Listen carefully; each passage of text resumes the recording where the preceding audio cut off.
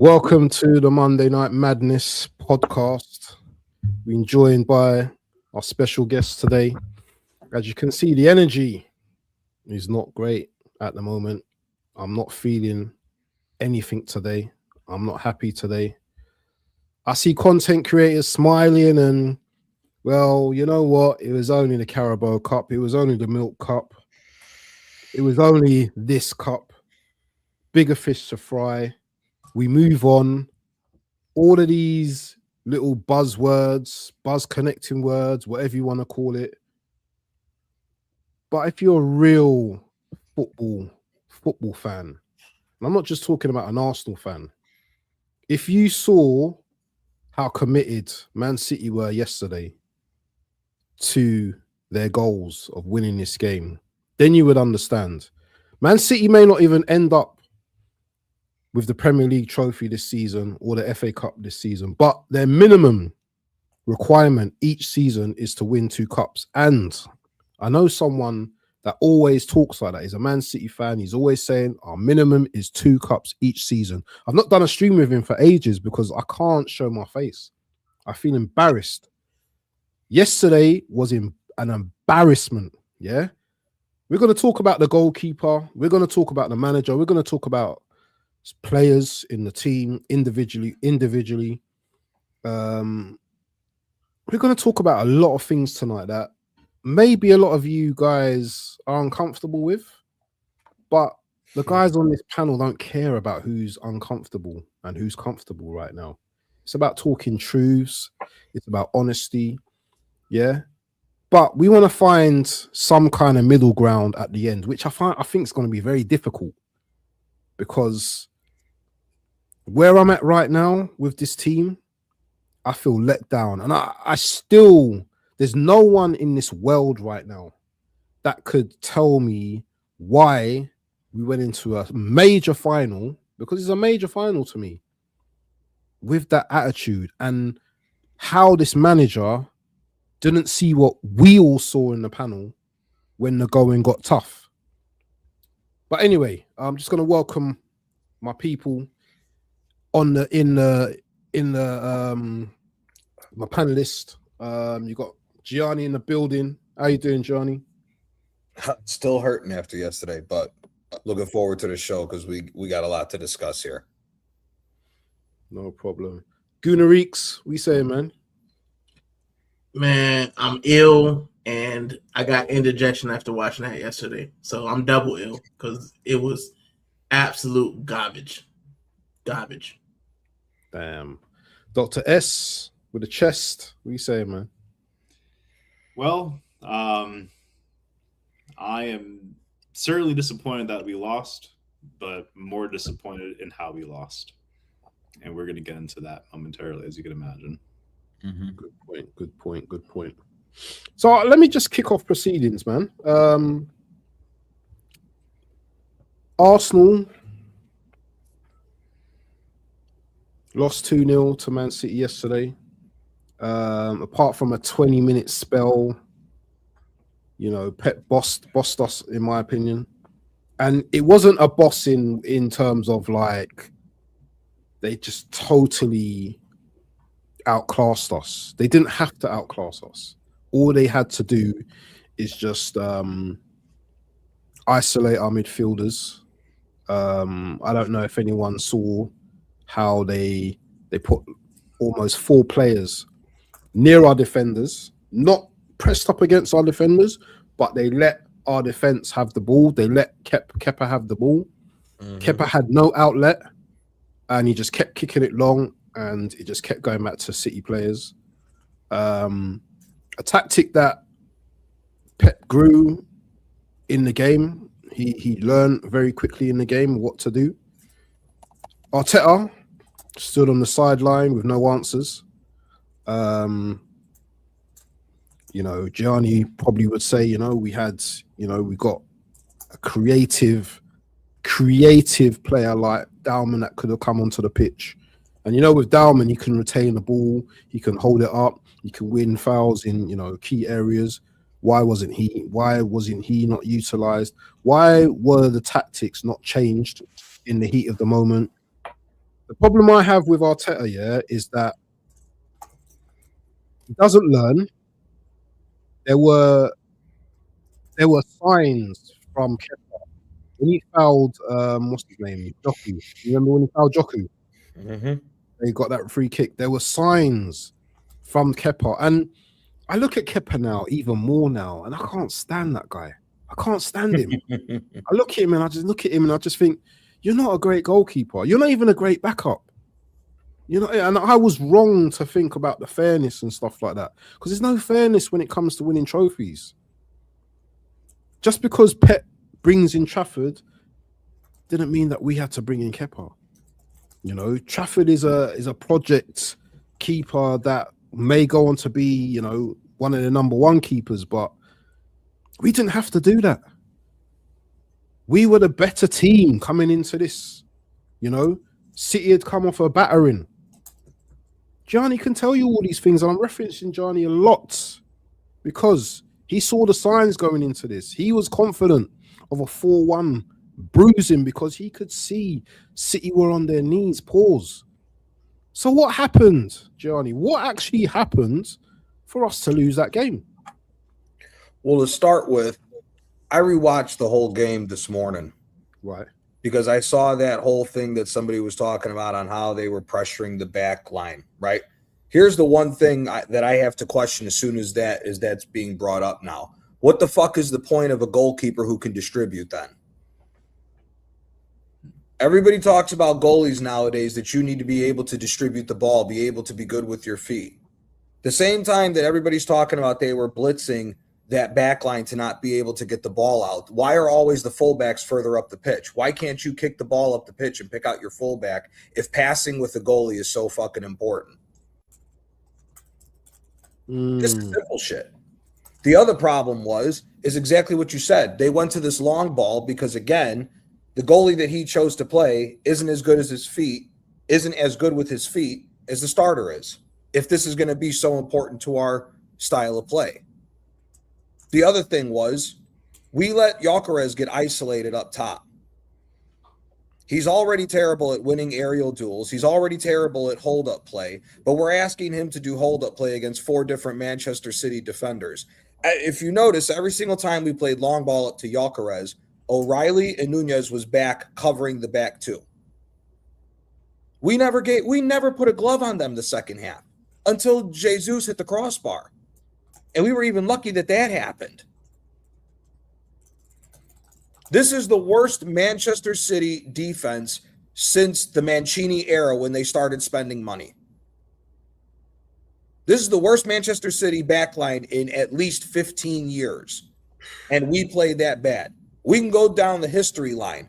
Both of them dudes are not better than Martin D. Michaelis. As shit as Martin D. Michaelis was, he was still a baller with Bayern and with City. Let's not do this. That was the worst Manchester City defense that we have seen in 15 years. And the worst part is Real Madrid gave you the blueprint how to beat this team. Keep the ball on the ground, quick passing, and you'll be able to rip this team apart, whether you have pace or you don't have pace. Look at how high that line is. We should have been able to do quick passing to attack these guys. And hell, anybody who says that, oh, we can't do that, we did it the first 20 minutes. The first 20, 25 minutes of the game, we were smoking City. We were unlucky that that Havertz missed and Itzhaka missed the rebound, but we were applying pressure to City. What happened as soon as the 25-minute mark hit? Handbrake, slow everything down.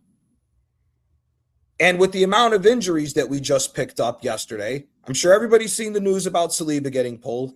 Gabriel Magalhaes apparently now is in talks of getting pulled from Brazil.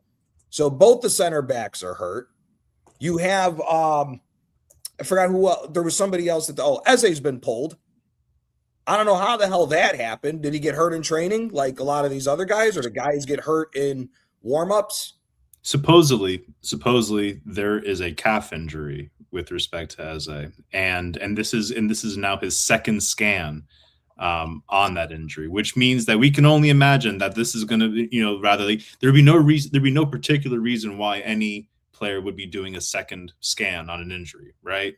So I think that's pretty much saying what we all do not want to hear, that he's probably going to be injured for a few weeks. You know, like, and depending on the severity, it could even be longer. Yep. So we got injured players still being played, no rotation, not even a look. First off, Gabriel Martinelli should never play for this club again after that. I don't care if it's your international.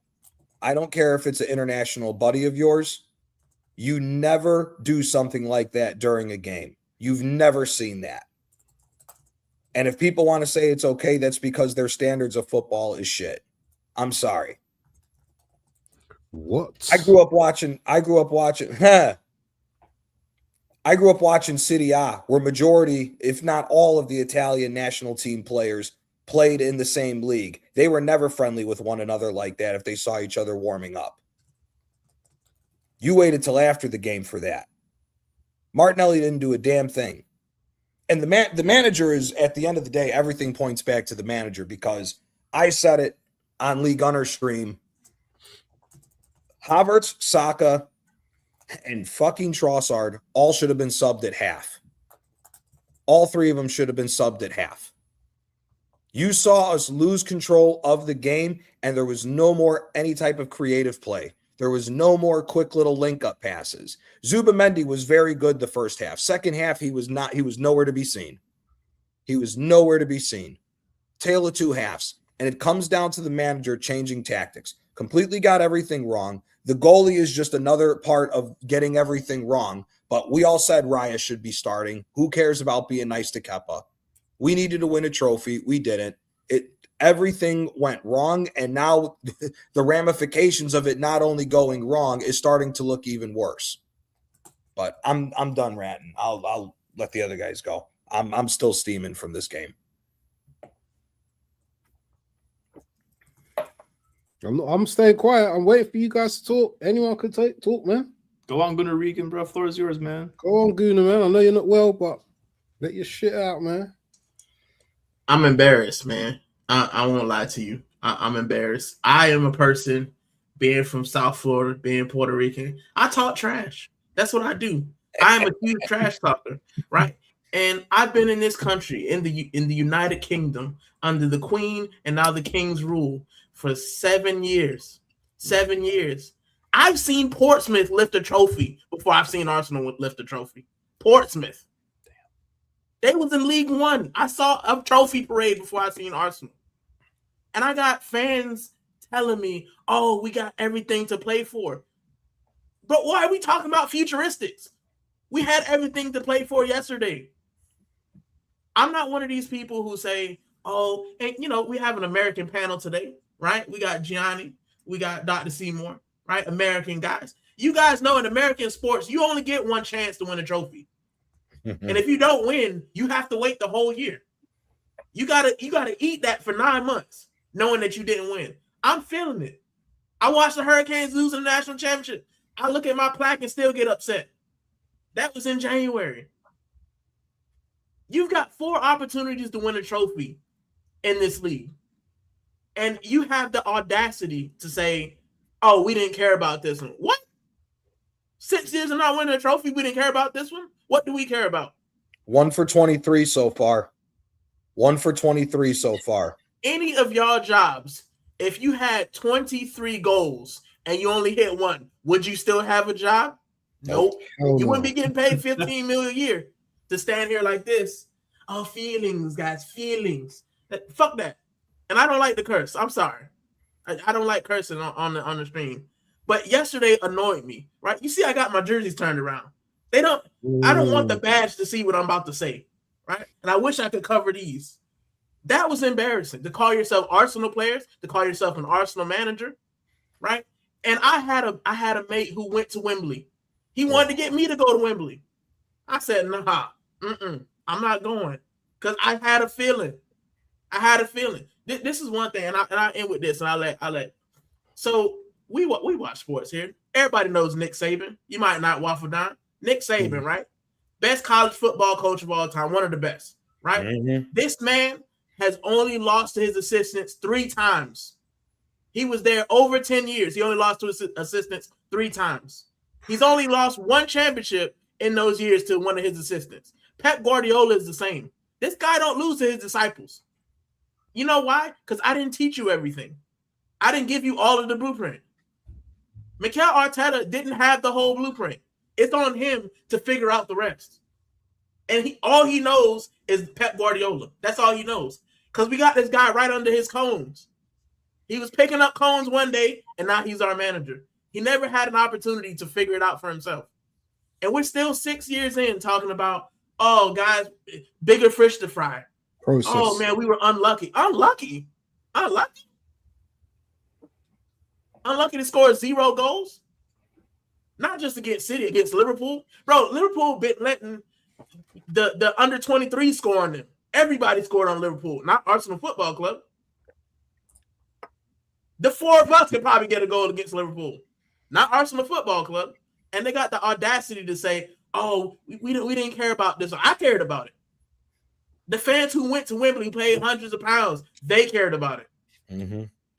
And then you got the manager coming out spewing waffle. Oh, it was 1 or 2 chances. No, it was 64 minutes before, 60 minutes before the first goal went in with flappy hands there, right? 60 minutes, we weren't looking at anything great. It's not like we were neck and neck, having shot for shot, and then that happened. We saw from 25 minutes that we were struggling. And the 15 million pound a year manager stood there, saw it, and decided, it's okay, guys. We'll get it to halftime. City should have scored then. City had a couple chances to score. Mm-hmm. And it wasn't like Kepa was doing a great job saving us. We had blocks and everything. But I don't understand why the 4 of us, every Arsenal fan who they call negative, we keep saying the same thing. The same thing keeps happening. It's insanity. Doing the same thing over and over, expecting different results. And for 6 years, we've been saying the same. After every big match that we end up getting knocked out, Sporting Lisbon, Olympiacos, Villarreal, we always say this, PSG. Oh, guys, we'll you know what? We'll go on to win something else. It's not the end of the world. Hey, Johnny, have you seen a trophy parade in the last 5 minutes? Dr. Seymour, you seen a trophy parade in the last 5 years? Waffle, you seen a trophy parade in the last 5 years? Nope. I've seen a lot of City armpits. How many Arsenal armpits? Oh, Community Shield. That counts. Community Shield. I'm done. I'll let Dr. Seymour go because I'm fuming, as you can hear and tell. Embarrassing. I'm embarrassed. Well, certainly what we have seen over the last 5.5, 6 years are the AFTV sponsored annual fish fry and humble pie summer long festivals, where all the mutant Arteta sexuals across the land, across the 7 seas, congregate in North London to have a nice fat old slice of humble pie and to have as much fried fish as their hearts and gullets can fill up. I think I was on your live like the day before, the day before we had played the final, Gianni, and I also mentioned it like in Robbo's channel as well. I wasn't looking forward to this final. I was not looking forward to it. I had even gone. I was even being toxic positive and saying I thought that we were going to win on penalties. Yeah, I was a super positive. I was a super positive idiot. You're right. And as soon as I heard that Kepa was starting, I was like, oh, this is not looking good. As soon as we heard that Timber and Eze were not in this, were not available, not looking good. But that's where the manager really has to hold it, because by virtue of not rotating the squad enough throughout the entire portion of the season. So not only would you not have players that are injured, but also the players that are coming off the bench to replace them in their stead would not be so out of form. And and even as well, we also know this manager, there's a old famous saying, leopards don't change their spots. And this manager, oh, by George, once he is hooked on something like fucking phonics, and pardon my French, he does not let it go. This manager has favorites, and his favorites suck. His favorites are some of the worst players to ever grace telling you, they have been some of the worst servants to ever wear the badge. Still to this day, and I'll say it again for all the cheap seats in the back, because we know who has been silent in our group chat. We know who. The reason why Ethan, Lewis Skelly, and Dowman, the reason why they continue to get underutilized by this manager is solely because every time that they grace the pitch and they overperform by actually doing the most basic thing, like actually putting in a 7, 8, 9 out of 10, performance, it only reestablishes how shit the transfer and talent ID has been under this regime. Mm-hmm. It is not a good look for, say, Miles Lewis Skelly to be outperforming a Zubimendi, a Calafiori. By default, that these were players that Arteta demanded, that we paid above and over the odds for, and gave them such massive wage increases as well. So when you have a player from the academy who is free, who we had developed, internally, when they are outperforming those, when they are outperforming those incoming transfers, it only should be asking questions as far as what this manager has done and why we have spent so much money on players who are politely contributing sweet F all. The fact that Lewis Skelly, we can debate until we're blue in the face whether or not he's not like a left back, whether his best role is in midfield. We knew just by seeing him last year that he has something to contribute. More often than not, he was a 7 or an 8 out of 10 last year. He was one of the most consistent players that we had last year. And now this manager has completely, iced him out of the squad. Completely iced him out of the squad. He would have been great in the 8 yesterday, making those driving runs into midfield. Oh, but what do I know, right? I'm only a proctologist. I don't know anything about football. I'm not getting paid $15 million a year. No, I'm barely getting paid in trident fucking layers here. It's absolutely crazy, because again, if a bunch of schmucks like us, 4 schmucks on a panel, can see it, how come someone who is supposedly one of the best managers the world and the sport has ever seen on $15 million a year isn't seeing it? It all goes back to the simple default of stubbornness. The stubbornness and the absolute desire to get his players, to get his transfers cooking at our expense, and more so at the club's expense.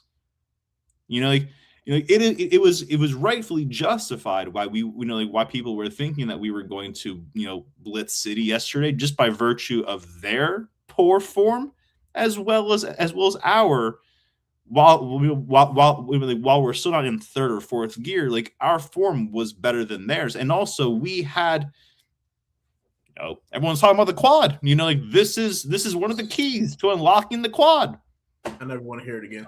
No one's talking about the quad anymore, are they? Nah, I've not heard the quad once today. You're the first person that's brought it up. Go on. No, you're the first person that's actually mentioned the quad today. I've not heard it. I've not heard it at all.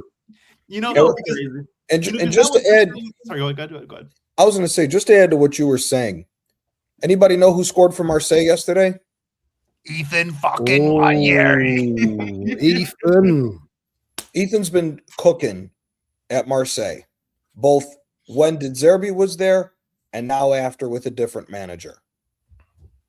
You mean to tell me? Go ahead, Waffle. Just a question: how can you make such an ill judgment of this player, and he's cooking now, and still look the fans in the eyes or the other players in the eyes and say that was the right thing to do? Bro, he almost did it with Saliba. He almost did it with Saliba. Answer for that. Not only he almost got rid of Saliba. The only reason Saliba came back is because the rest of the world started saying this guy is world class. I guarantee you, if Saliba had been mid on loan, we would not see William Saliba right now. Facts. Name a young player that this manager has made better. Name an attacker he's made better. I'll wait.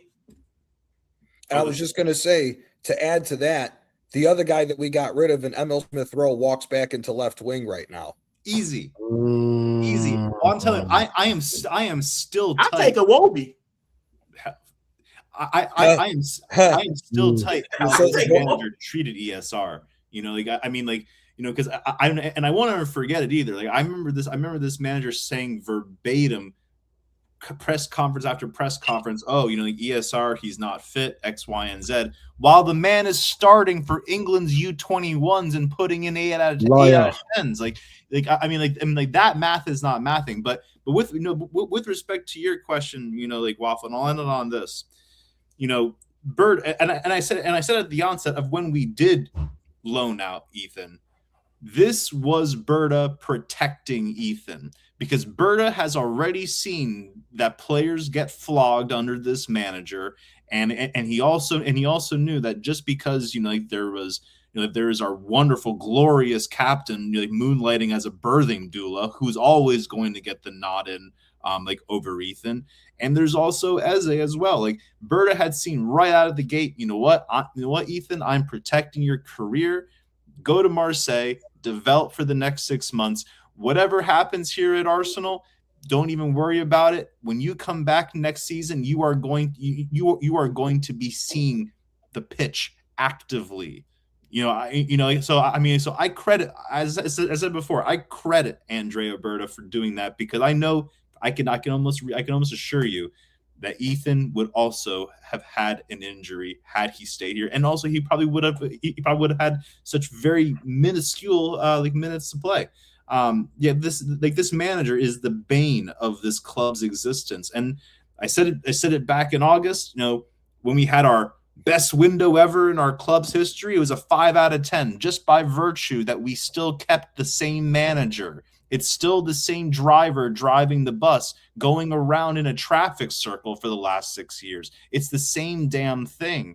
So ultimately, at the end of the day, you know, like we could bring in the Ballon d'Or winners of the last 25 years. Arteta would turn them all into Sunday league players. You know, he could be given Messi. Messi would be turned into an actual mess. Like Cristiano Ronaldo, he would never have become the player that he was under this manager. Like, this manager kills talent. He is a psycho killer of all sorts. And, you know, I said it in January, said it even in December as well. Sack this manager before things go pear-shaped. I know that y'all remember me saying that in the chat as well as in live stream. Sack this manager before things go pear-shaped. We are now in March. No one's talking about a quad anymore. They're saying, "Oh no, we never wanted the milk cup. Never wanted that." Tin pot trophy. No one ever wants that. I really see us losing to Southampton in the FA Cup. I'm not even sure if we even get past Sporting. I think we will get past Sporting, but I think Barca will completely do us if we do. And I think that City utilizes yesterday as a catalyst, because you could see it on their faces. I mean, they were laughing. I mean, like, you could see like the jubilation in their eyes. They know what time it is with this club. They know that we aren't serious. Just like how we weren't serious back in 22-23, like how we weren't serious back in 23-24. They still know that it's the same damn time, the same damn hour and minute at Arsenal, and they're going to pull a Mazza, and they're going to win the league. The thing that I think about, my bad, Waffle, you gonna say something? No, you go. The thing I think about, though, right, and I like to think big picture.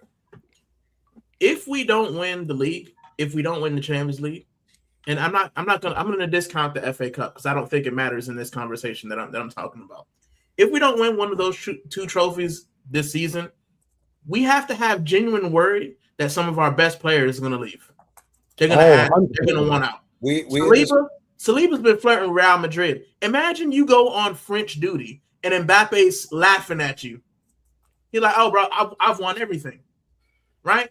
And all of your friends are saying how they won their league, how they've won the Champions League, and your manager's still talking about feelings, goosebumps, and competing, right? Gabrielle, what if PSG come calling, right? Timber, what if Bayern Munich come calling?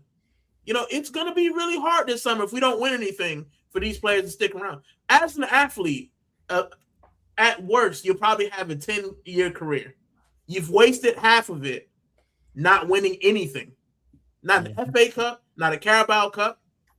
You haven't won anything. These players can't say that I've lifted a trophy, I've been at a parade, I've done anything. Because COVID time, no player is gone. Aubameyang ain't coming around the corner. Ozil's not coming around the corner. That whole team is gone. He bent them all because they weren't good enough. They weren't yes men. Guendouzi, bend him because he wasn't a yes man. Xhaka, bend him because he wasn't So we need to get to the point this summer. If we don't win anything, a lot of our best players, Saka included. You think he'll want to stay here with one leg? I can go somewhere else and win something. Harry Kane did. Yeah, but he's part of the problem for me as well. We're going to get on to an uncomfortable conversation. Yeah, we're going to have that conversation in a moment. But he's part of the problem as well. It's like the manager's giving him so much responsibility, and it's almost like he's setting him up to fail. He's been turgid this season, and the manager keeps playing him. He played him 90 minutes yesterday. Mm-hmm. Made him captain for this game yesterday. We needed a captain. We needed a leader in the team yesterday, and he kept Saka on the pitch. It's all these things that the manager does, that I'm now really, even now, So before my stance was, if he doesn't win anything this season, get him out. But I'm at the point now, even if he wins even one of the majors, a Champions League or a Premier League, I don't think I want Arteta going forward. I don't think I want this guy. Because he's just going to go back to this style of play, this control, this cohesive type of management style. I listen, as you guys know, I'm a 50-year-old man now. I'm an old guy now. I don't want to be unentertained no more. I want to enjoy watching football. I don't even want to do watch-alongs. All right, I think next season, if John is doing his Italian watch-alongs, I think I'll be joining him to do that, because I don't get any happiness or enjoyment from watching Arsenal at the moment. Mm-hmm. And you guys can have a go at me for saying that, but it's true. And he sucked the life out of everything I once loved about this club right now. And I don't think, you know how many games I don't fall asleep from because I've smoked during the game to stay fucking entertained or try to get myself entertained. First off, this is just a general question overall. Has anybody noticed that ever since the corner kicks went away that we've had a problem? People are talking about, we've scored from open play. First of all, the game against Bayer Leverkusen, the 2 open play goals came because Bayer Leverkusen tried doing something they didn't do in the first leg, which was play out from the back. If anybody cared to notice that. Bayer Leverkusen got it out to the wingbacks and let the wingbacks attack Saka, and for that game, I believe, was Martinelli in the Champions League. They got out and attacked him. Grimaldo was juggling the ball over Saka. Funny enough, Grimaldo juggled the ball over Saka, and Cherokee was doing kick-ups in our half of the pitch. And for anybody who wants to talk about that whole little bullshit of what Pep did to pressure up, here's the only thing Pep did. If you watch the game from the start, Semenyo is the secondary striker. It wasn't Cherokee. He dropped Semenyo back to the wing and told Cherokee, you have freedom to go wherever the hell you want and attack this back line because these guys ain't doing shit. Cherokee was playing FIFA Street against us. Let's be honest. Cherokee was playing FIFA Street like it was going out of style. And he's been rotated. He's had his rest. You can honestly make an argument with the games that he's shown up. All the games that he plays, he really shows up if he's given the time. You could kind of make an argument right now that if Cherokee starts majority of the game, City may be in front of us with the way that he creates. not. I mean, I'm annoyed. Because I'm hearing what you're saying, and I go back to hiring a Cone man. Like every time we say Pep's gonna do something, or we predict Pep's gonna do something, he always outsmarts us. He always is what everyone said when Holland went to City. Oh, it's not gonna work. They don't play that way. Holland scored 40 goals and embarrassed the league. Everyone said, "Oh, they're not going to win anything because they lost KDB." And yeah, they've been a little bit slower, but Pep always gets there eventually, right? Arsenal fans, we like to blow our wad early. December, top of everything. Oh, guys, December. Oh, top of the league at Christmas. Oh, top of the league at New Year. We're doing the treble. Yeah, and then Pep Guardiola just says, "Okay, we got him. We got him right where we want him." Right? I guarantee you, we lose to Bournemouth, everything falls apart. Everything falls apart. Even if we draw. We don't have the mentality. You think we couldn't win at Wembley, and that was half Arsenal fans, half City. You think we're gonna go to the Etihad and play any better?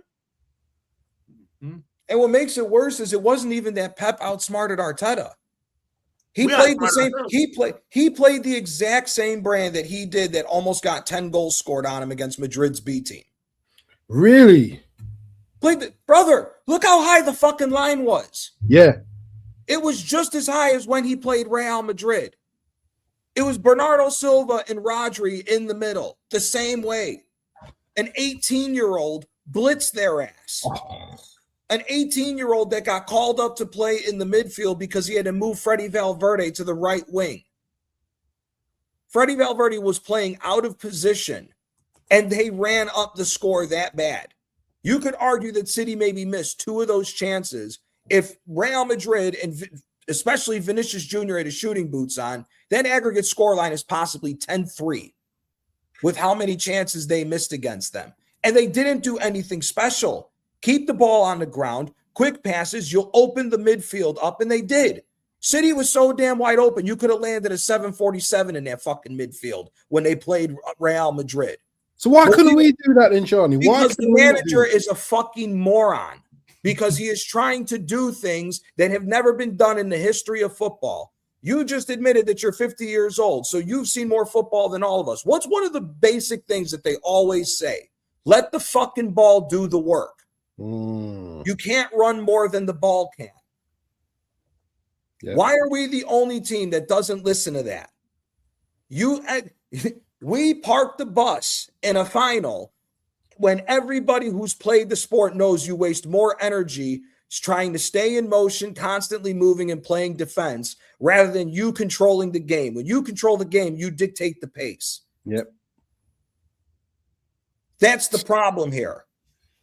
Again, these guys are talking about, oh, we couldn't pass the ball. First of all, Kepa should be ashamed that he had to sit on that ball for 30. The one guy, I forgot, I think it was Stuart Robson. Somebody actually counted it was 45 seconds. The first 45 seconds. 45 seconds that he was on the fucking ball. I'm sorry. We have said time in and time out. Look at how far up the fullbacks are when we turn around possession and where the wingers are. If your fullbacks are that far up, they must be good on the ball. Why couldn't we chip the ball over that first line of attack from City? The back line stayed at the halfway line. So what that's telling me is we outnumber them in the midfield. You simply can't chip it over. What's the point of having a goalkeeper who's supposed to be good at distribution and passing the ball if you can't do that? What's the point? What's the point of that? That's the whole reason why these motherfuckers come running out of the goal, right? Like that stupid fucking move that he did against Doku. That's the whole reason why they play that far up, right? Because they're supposed to be good with the ball. Why is it that every single time we say something about Kepa was supposed to be the sensible signing? First of all, he should have never started the fucking game. And he should have never been signed here. The guy's a fucking bum. Yep. Let's all remember something. Bilbao spent nearly 90 million on this guy, and he lost his job to Edward Mendy, who came out of France for 15 million in a year and a half of being at Chelsea. Let's all remember that. This guy is a fucking scrub. He ain't been good since Athletic Bilbao days when he earned the move to Chelsea. He's not that good of a goalie, number one.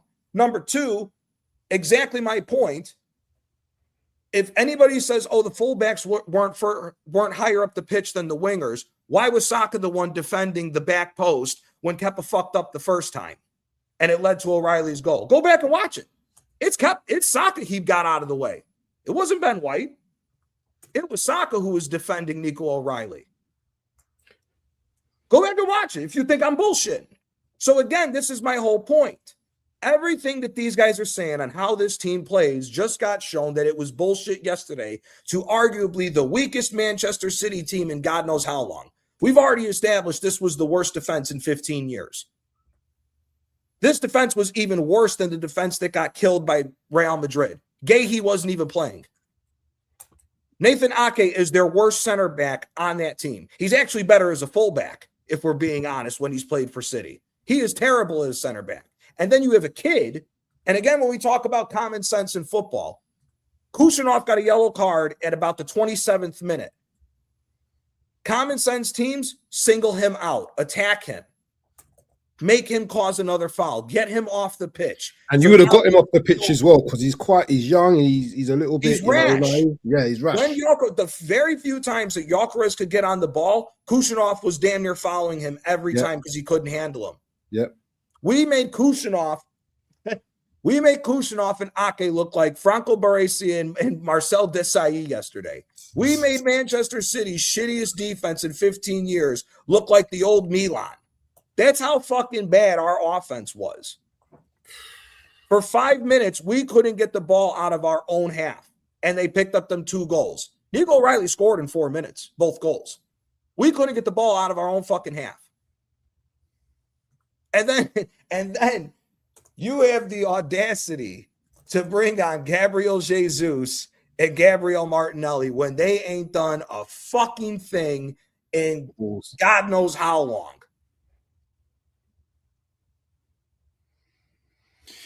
Yeah, I was calling for Madueke at halftime just to get pace to attack O'Reilly.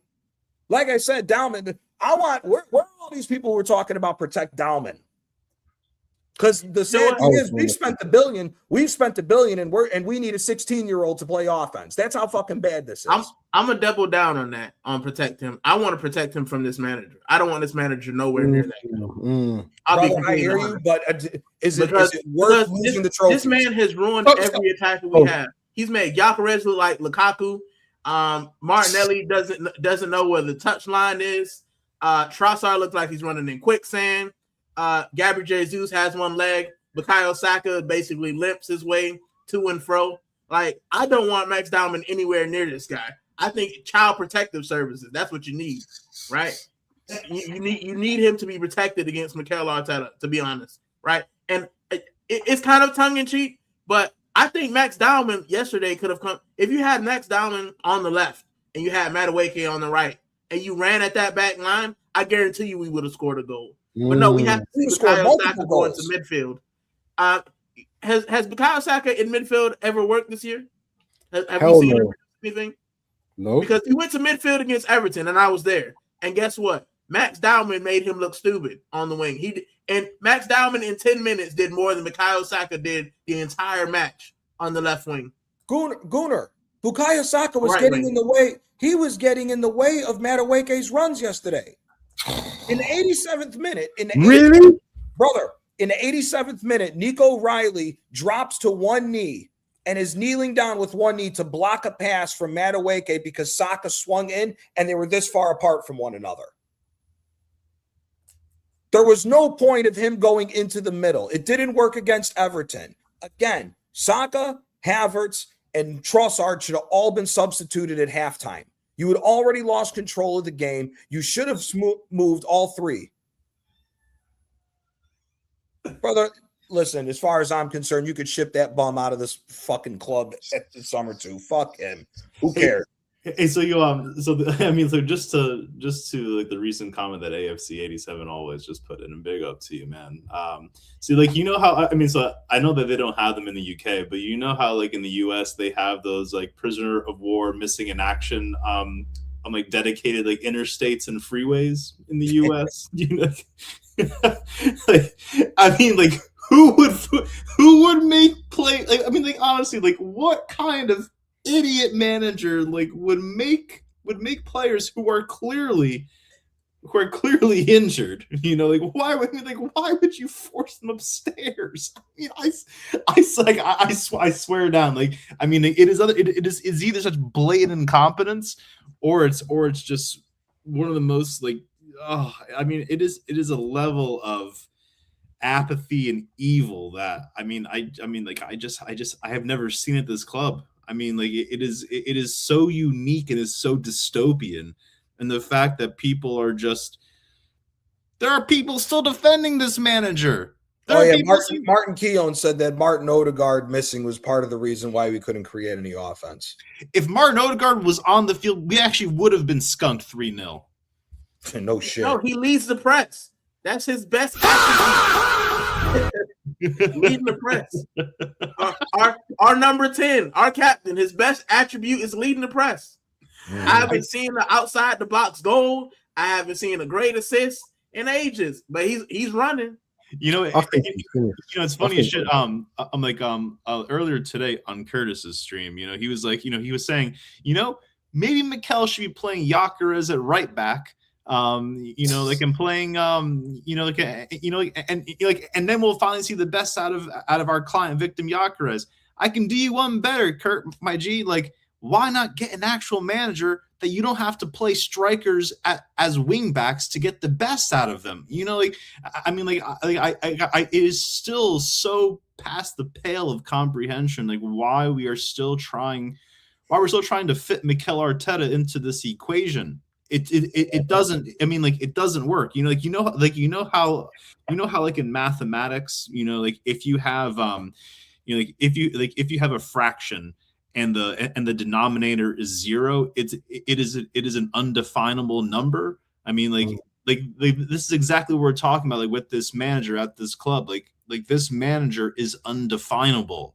Like it has not resulted in trophies. It's not going to result in trophies. And that's why, like I said, like why I was so hesitant about going into this match the other day, just because like there has been nothing that this manager has done to instill any kind of faith, any kind of trust or belief that he knows how to get us over the line. I just yesterday. Sorry? He brought us North London forever. There you go. I think man, like Lee Gunner had said earlier, like fold our club into Tottenham. Let's just become North London United because we are genuinely shit. Like we have become a shadow of our former selves. Like and imagine demolishing an absolute, fortress in Highbury to then go on for over 2 decades without winning the league, without blowing money. Rather, actually, no. Let me straight that. Not giving Wenger the money that he needed to actually buy the players that we should have, because for years we went without a defensive midfielder after Gilberto Silva had left. Imagine Cesc having a Declan Rice kind of holding midfielder by his side. Like that would have gotten us over the line. Now we have the inverse, where we actually do have the DM, but we don't have anyone creating in midfield. And even furthermore, Arteta doesn't even play for that as well. Like he has our wing backs. He has our defensive midfielder creating chances. Back to front, isn't it? Back to front, upside down. Yeah, like everything. It's honestly like watching the movie Tenet. Yes, what a movie that is as well. That's Inception, Tenet. I love those type of movies. But I want to ask you guys, because I don't know if you guys noticed, Declan Rice was put into the right back position yesterday. What is this manager doing? What is he doing? He did with Thomas Partey. Remember Partey at right back? Yeah. What's he doing? He's an idiot. My biggest question is, and Gianna rewatched the match, and there was a point where Calafiore has a shot, and I'm thinking it's Gyökeres. Calafiore is playing striker. He's further forward. Gyökeres has to drop into the pocket to get the ball. And Calafiore is ahead of him. That's diabolical. So is Trossard. I've never seen any team where your striker is dropping back into the midfield to get the ball, and your left back is further forward than him. That's crazy to me. Regan, that's why I said this nonsense about, he put these guys higher up the pitch to stop Kepa from passing out the back is bullshit. If you have a goalie that can pass the ball, if your fullback's that high up the pitch, you should be pinging a pass to them. Just because that your two center backs, your immediate guys are there and you can't pass to them and do the slow shit, you should be able to chip the ball over. If it's that important for your goalie to have skills with passing the ball. So again, it's bullshit.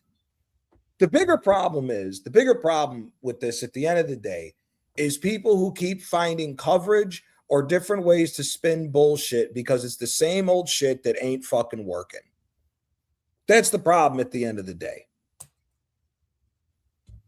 It can't be this polar. The opinions cannot be this polar opposite. It can't be quad talk and then all of a sudden we don't care about that trophy. It can't be that polar. It can't be that polar of an opinion over 90 minutes. It just can't. That shows that the standards are shit. Listen, that picture there. Caption this photo. Caption this photo. Yeah, that's what I want to. Fredo, I know it was you. I know it was you, Fredo. Facts. That's what it is. Facts. I know it was that's what that is. Hail Mary. He's gonna sing a Hail Mary. He's gonna be out of there, bro. That looks like, bro, because there's no happiness in Josh Kroenke's face at all. And you would think that, like, usually when you see people lose, they'll dap him up. They're like, we put a good performance. That guy looks like he wanted to smack him into oblivion. And you notice Mikel's not even looking at him in his eye. Yeah. I gave you all this money. I gave you all this money and you do this? As much as people hate the Kroenkes, the funny thing is the Kroenkes have done the exact same thing with what they did with Arsenal with every single one of their sports teams, and they've all won. Except Arsenal. Except Arsenal. Except Arsenal. People can say what they want about American owners and all this other bullshit and find all these other excuses to go along with it. Here's the real fact at the end of the day. You can call him an American owner and all the shit that happened with Wenger. Guess what? You still spent $1 fucking billion. And and there are times when we're playing football that we don't look anything different from where we were before he got here to where we are now. There are times where we don't look anything different. The wage bill looks the same as well. Exactly. That was about how you changed the wage bill. Exactly. So exactly. What have I done here? What have I done here? Hold on. Let's get back to normal. Oh shit! Hold on. I got lost in the Matrix. Yeah, let's get rid of this guy. Let's get on. But Johnny, like and you now said, you're seeing posts on Instagram that Andrea Berta has to figure out how to get rid of these big contracts now. You're now seeing Berta talk about having to do a lot of work with this locker room. Coincidentally, now all of a sudden we're trying to start throwing blame towards Berta when he's the one that spent the money to give Mikel the big squad. Funny enough, everybody keeps forgetting that Mikel's not rotating players at all, which is why we're having these injuries, even though he has a much bigger squad and probably, if we're being honest, the biggest squad since he's been here. But coincidentally enough, as we're starting now to try to shift blame towards Berta of what he needs to do for Mikel, Manchester City and Bayern Munich have come and knocking, asking for Berta to become their new sporting director. Because those clubs know that that man like Andrea Berta is a fucking bad man. And I can almost guarantee you that Josh Kroenke, not Stan Kroenke. Stan Kroenke's, probably lying in a pool of cash right now somewhere in Colorado. But like Josh Kroenke, he knows that Berta is not someone to F around with. He's going to be here for the long haul. We've already seen the impact of Berta at this club, just even in one full season alone. He's already brought in Michele. He's forced out a lot of the dross behind the curtains. Facts. And most importantly, because again, like it all goes back to complacency. This club, especially the Cronkies, they have given Arteta a lot of freedom and a lot of bandwidth to learn and to make mistakes and to do X, Y, and Z. But now there's someone who means business, who has lit a fire under this club's seat, who has and not only that, who has exposed Arteta to be the fraud that he is. Because mind you, as we know, Arteta, it's already been quoted and already expressed that Arteta has had more control of the club than Wenger ever had. And we know that Wenger had a lot of control as far as the actions both on and off the pitch with respect to Arsenal. This past summer, when we spent the most money that we ever had, as in one window, we were already starting to see Arteta being forced to relinquish some of that power. So and the way that I've described it is that is that ultimately it's like a tug of war, so to speak, where you have the manager who has always been given such unprecedented control being put up against someone who has been brought in to wrest that control back. So we had seen Berta's signings. That would be Gyökeres, that'd be Eze, that'd be Mascara, and that would be Hincapié. And then we have seen Arteta's signings, that being Madueke, Norgard,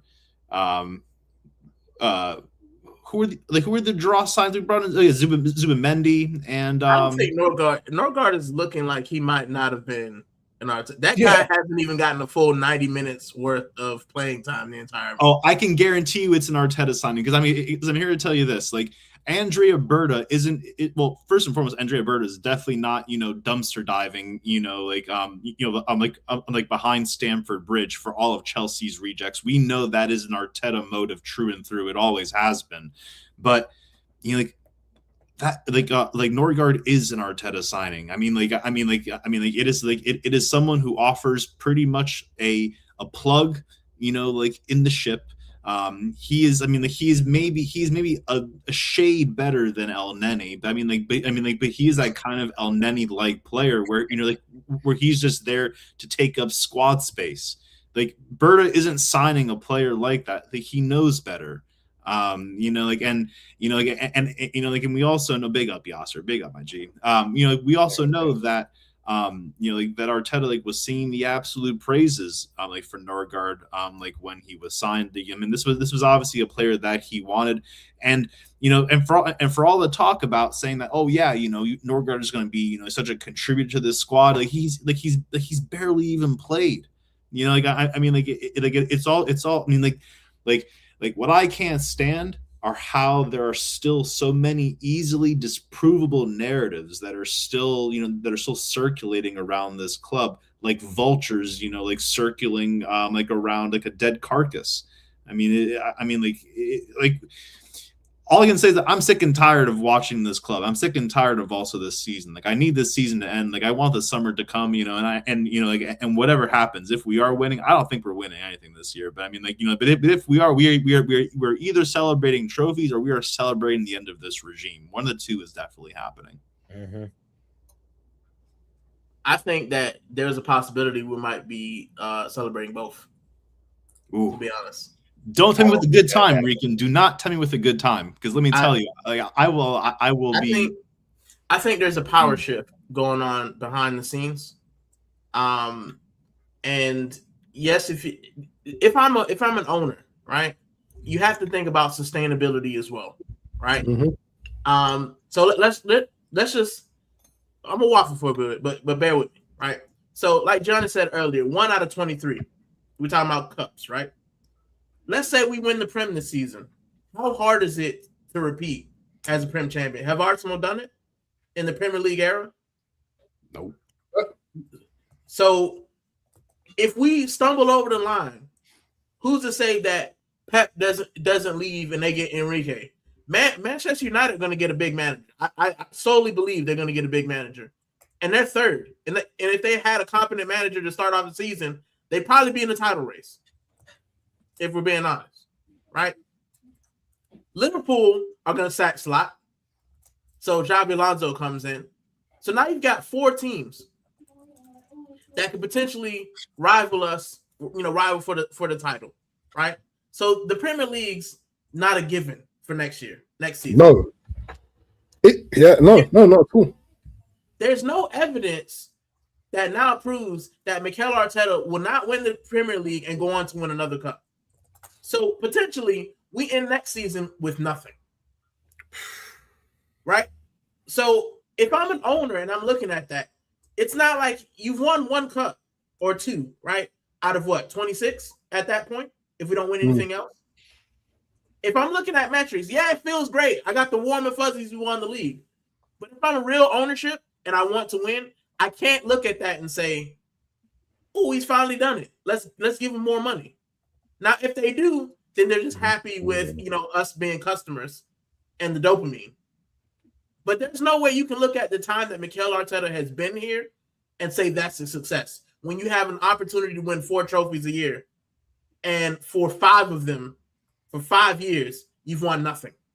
So you've won 1 Prem. You were top of every league. Everybody was telling me in December how we're going to do the quad, and we're beating everybody. If you end with only the Premier League, that's a failure as well.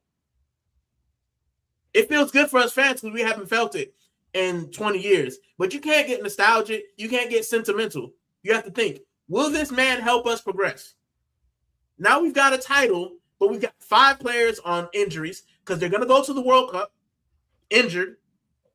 They're not going to be able to recover the next season. You have to think about the long-term implications. So I've been adamant with this. Even if he wins the title, I think he needs to go. I think we need fresh blood. I think we need a new person in there. I think we need. I'm not a fan of coaches staying, forever anyway. Like especially losing ones. Well, yeah, but even at Alabama, Nick Saban, eventually his stuff got outdated. Your best managers, Sir Alex Ferguson, he hung it up. Wenger hung it up, right? Those guys won something. In Wenger's worst years, I remember lifting trophies. Yeah, no, that's completely fair. I mean, so I would say the only contrast that I could think of, just because I had grown up with it, and as did you, is man like Eric Spoelstra, Eric Spoelstra is the coach of the Miami Heat, and he's been around for time now. He's been there for I think for what, about 2 decades now at this point, right? Yeah. I remember watching the Heat win their first NBA championship with man like D Wade and Shaq, and the Jones and the that was a team, and then furthermore a few years later we end up getting LeBron, ended up getting Chris Bosh, also brought in Ray Allen as well. To your point, he has. The Heat haven't won anything since that era, but they have been remaining in competition, usually playing a little bit of a Billy Bean Moneyball kind of operation down there, where they're utilizing typically not very big names, but still going pretty deep into into the NBA playoffs.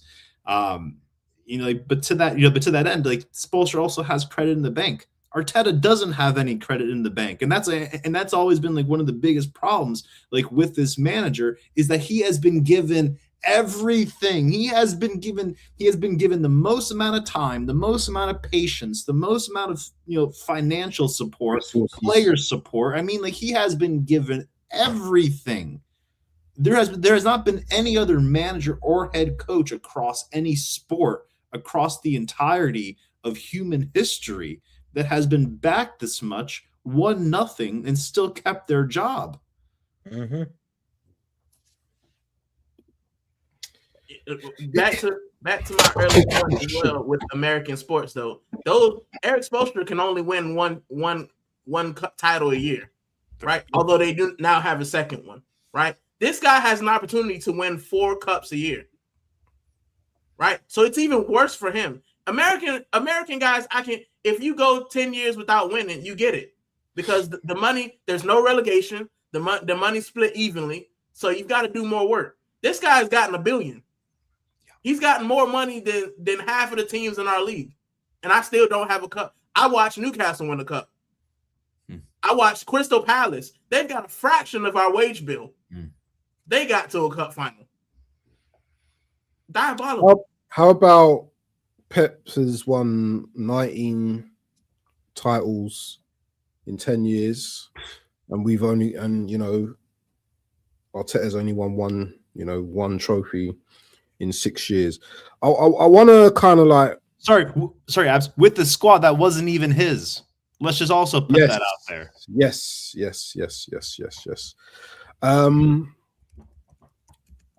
Looking forward now, because we have to try and talk about the next 3 weeks. I think we've got Bournemouth, isn't it? Bournemouth's going to be the first game back after the international break. No. So, Sporting. No, so first it is the FA Cup tie with Southampton away at St. Mary's, by the way, which we have always had a bit of an issue playing at. Then it's the first leg. I can't recall if it's home or away, but it's the first leg against Sporting. Then we have Bournemouth. Then I think we have. I think it's the second leg, and then we have. Yep, the second leg, and then we have City on the 19th, and then Newcastle at home on the 25th. Like how 6 games in 21, 6 games in 21 days, and that's really and truly going to define, what our season is going to look like in May. In April, we could be out of every competition. Yeah, like we could genuinely be at, because we have to go Sporting away first, right? And if Sporting. Right. If Sporting play anything how they played against Bodo Glimt, we in trouble. We've seen it before. We've lost to Sporting before on penalties. I remember it. Can you see a world, where City win the title and win the FA Cup and do a treble? Can you see a world? I've been saying it since the onset of the season. Yes, yes. I'll have to give up watching football after that. I can see it, but why? I still feel that we'll win the title. I think why would you give up watching football? That's the standards. Maybe watching Arsenal. The biggest problem here's the uncomfortable conversation to have at the end of the day. The biggest problem with this club is the fucking standards of the fans. That's the biggest problem. True. Yeah. That's the biggest problem.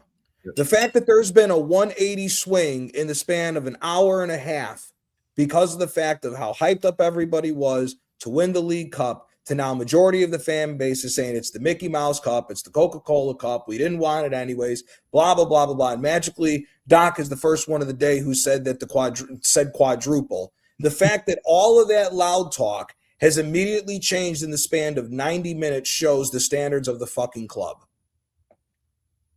Tell it again for the cheap seats in the back. On a side That's note, the problem. Everybody knows I'm a Monopoly fan. Everybody knows I'm a Monopoly fan, right? Everybody knows I'm a Monopoly fan and an Arsenal fan. Here's the fucking problem. My club is not a big club. For years, I've grown up watching how Inter, how Milan, and how Juve operates. This club doesn't operate anywhere near them fucking teams. You have Maradona, man. Flipping it. Brother, that's still not a big team.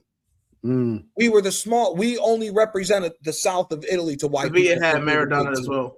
Newcastle had also, the Newcastle, who's also not that large of a club, they had Alan Shearer as well. There have been, examples where, but that's one thing. Here's the standard. The standard is you either meet the fucking goal or you're gone. Roberto Mancini won a Coppa Italia the year that they vacated the Scudetto. Should have been handed that one, but didn't. Won 3 straight Scudettos, did a double with one of those 3 Scudettos, and because he didn't win the Champions League, Inter Milan still said, fuck off. He didn't get anywhere near the amount of money that fucking Arteta has had. Imagine that. Imagine a club tells a manager to go fuck off when he's won 6 trophies in the span of 4 years, won 6 trophies and still said it ain't good enough. Wow. on a side note to that as well, I just got news that Sevilla fired their manager, Mateus Almeida. They're 15th, a team that won the Europa League, not too long ago. Did a three-peat in the Europa League. Sevilla, they're not as big as Atletico. They're not as big as Real. They're not as big as Barcelona. But even them, we shouldn't be mid-table. Goodbye. We'll try again. But we're happy with competing, guys. If it keeps us warm and fuzzy. That's exactly. That's the problem.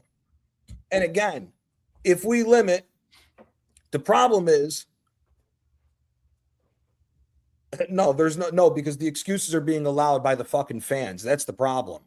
If the fans didn't allow fucking excuses, nothing would be going on. Again, I say it all the time. Swap Arsenal fan base with the Inter Milan or a Milan or a Juve fan base. You'll get a real fucking wake-up call for what a fan base is and what standards are of a big club. None of these other clubs operate this way.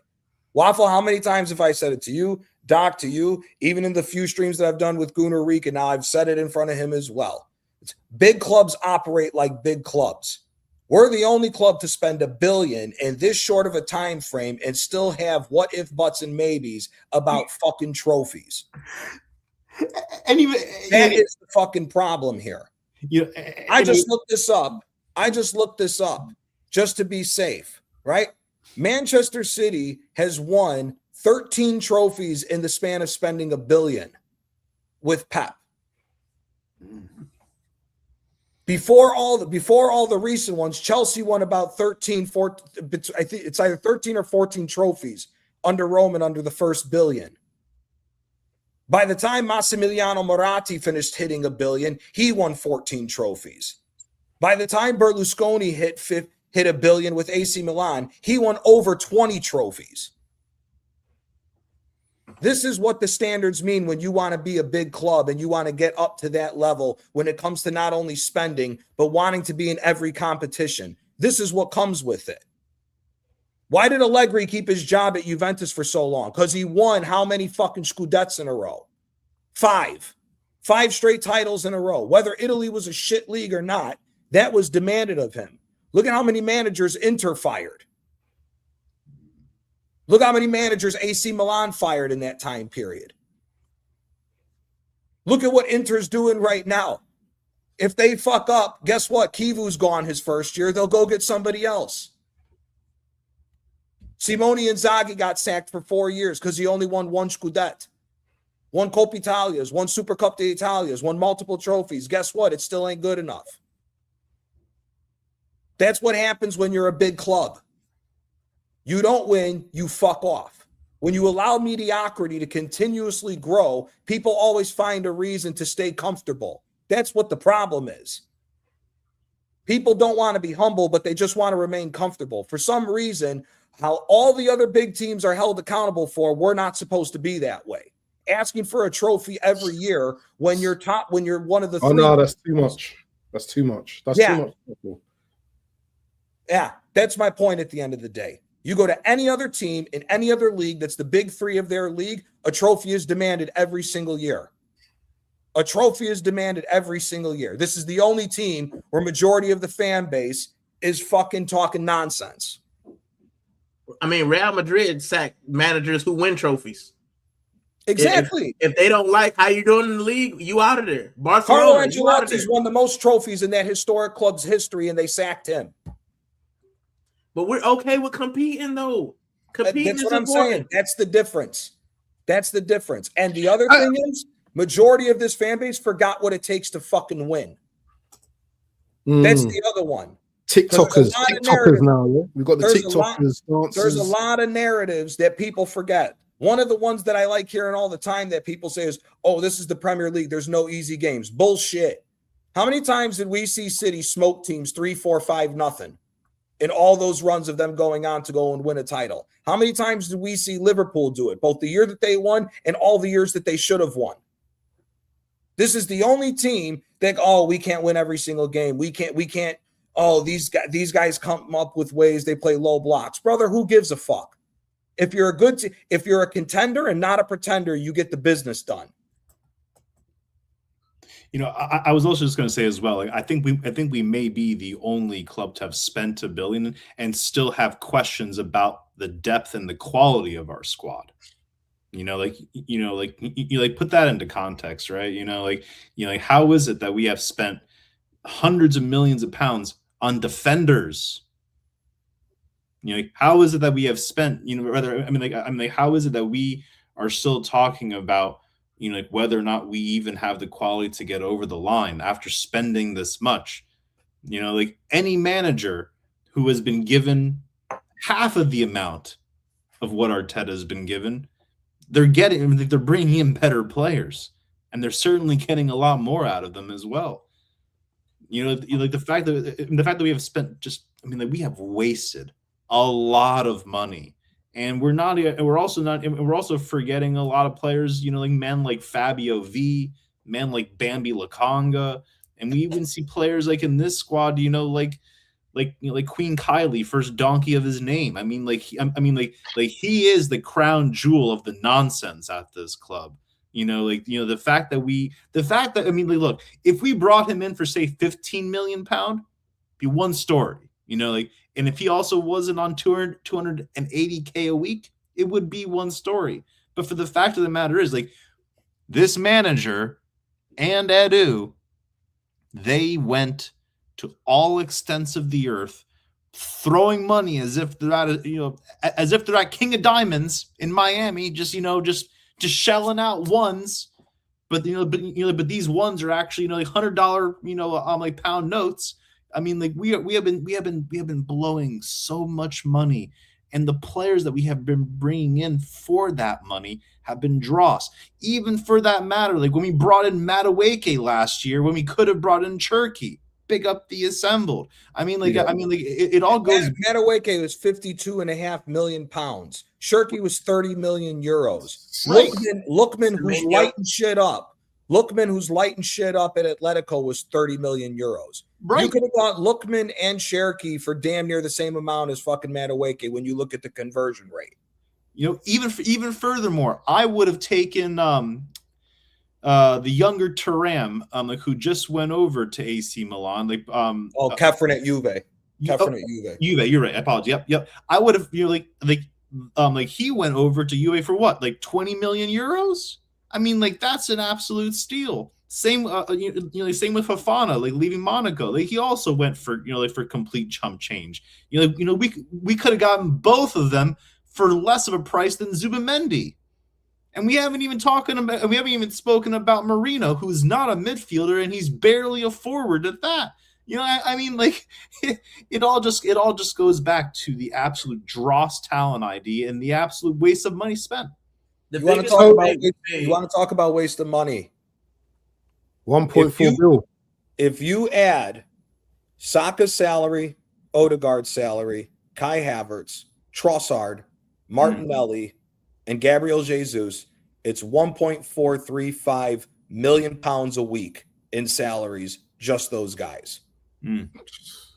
Our biggest mistake that we made, and you have to place this at the foot of the Cronkies, right? We started a project with two novices, right? You can't start a project with Edu, who's never done his job before, and Mikel Arteta, who's never done their job before. Facts. They can waffle. They can give you all of that, all of the PR nonsense, and that's what they've done, right? If we had been smart and gotten someone in like Berta with Mikel Arteta and said, Berta, you're above this guy. Why does Arteta have more power than Arsene Wenger? And he's had that since the beginning. Why is that? Right?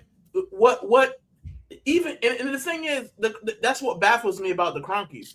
Because you look at the Cronkies' other franchises, their head coach don't have that kind of power. You think Sean McVay has that kind of power? I don't think he does. Yeah, okay. I hear that, but at the same time, the NFL is worth 3 times the amount of money the Premier League is. They gave that $1 billion away to keep the fans quiet. He's also won. McVay won. Yeah, McVay's won, but even before that, what makes more money?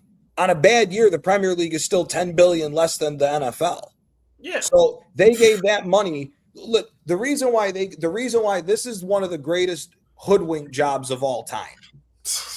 The Kroenkes gave Edu over a period of time with Arteta £1 billion to burn on different transfers that they have gotten wrong on majority of them.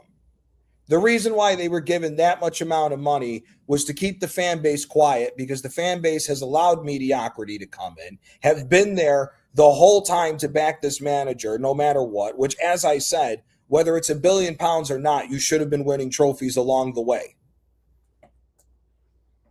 They did that because the NFL is worth that much more money and because business-wise they were looking at it from a business perspective. Now that they've gotten everything done with the NFL and their money is secured with that, the stadium is almost completely paid off. Now they're turning around and looking at this investment and saying, what the fuck is going on here now? That's why he's losing control. That's why Arteta is losing control from where he's at. That's the whole reason why Berta was brought in. It's the whole reason why now we're hearing links that Berta has to clean up some of these salaries. Yeah, what's that all about? Isn't he a financial guy? MLS wants out and everything. He is a financial guy because look what he did with Atletico with bare minimum money compared to Real Madrid and Barcelona. If Atletico Madrid win the Copa del Rey this year, he's still responsible for majority of that team. He is still responsible for majority of that team. If Diego Simeone walks away this year with the Copa del Rey, they've won each cup at least twice. La Liga, Copa del Rey, they've won the Europa League, I think, 3 times with Diego Simeone, either twice or 3 times. And they've been in a Champions League final twice. And they are the massive underdogs compared to Real Madrid or Barcelona. And historically, they're smaller than both Valencia and Bilbao. They're the 5th biggest team in Spain. Yep. And he's what historically with what Berta was able to do. That's why he's brought in. That's why Manchester City are looking at bringing him in over there. Bayern Munich, what have we known since Ancelotti got sacked from Bayern Munich? They've now become the German-only club.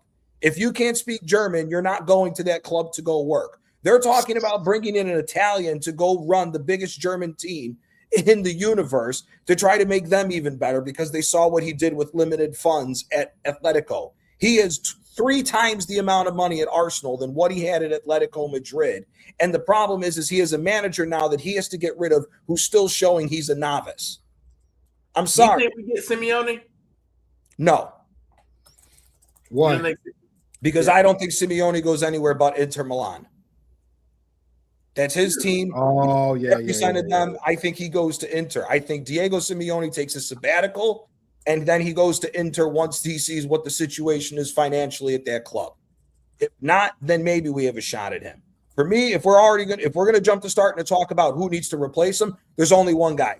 You call down to Brazil. You tell Carlo Ancelotti, I got 20 million for you. You're getting 2 years, and we're going to give you $250 million to spend because we have a shit ton of dead wood that we got to get out of this club.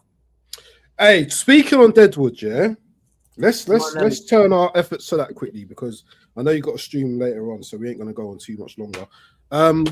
Who do we need to get out of this club, man? Every single attacker except Max Daumann and Gyökeres. Every single attacker needs to go. Trossard, Martinelli, Kai Havertz, Odegaard, Madueke. All of them got to go. All of them got to go. Ethan Nwaneri walks back into being the backup right winger come next season.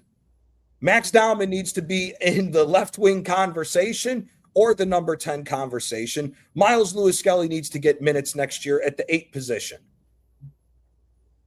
There's talk of him going, though. There's talk of maybe Miles being sold in the summer, and I think Man United might be interested in him. We should not be allowing Lewis-Skelly to go to any – if we're going to sell him, which I think we shouldn't because the kid's a midfielder, not a left back. We should not be making any mistake with that kid's potential to any rival and to any English club for that matter.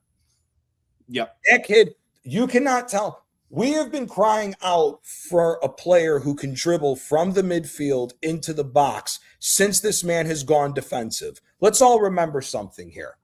22-23, we played the same 4-3-3. The only difference was in attack, when we brought Trossard in, Trossard was the false 9. Martinelli and Saka played closer towards the 18-yard box and played more like strikers And that's why we were balling out and smoking teams. Yep.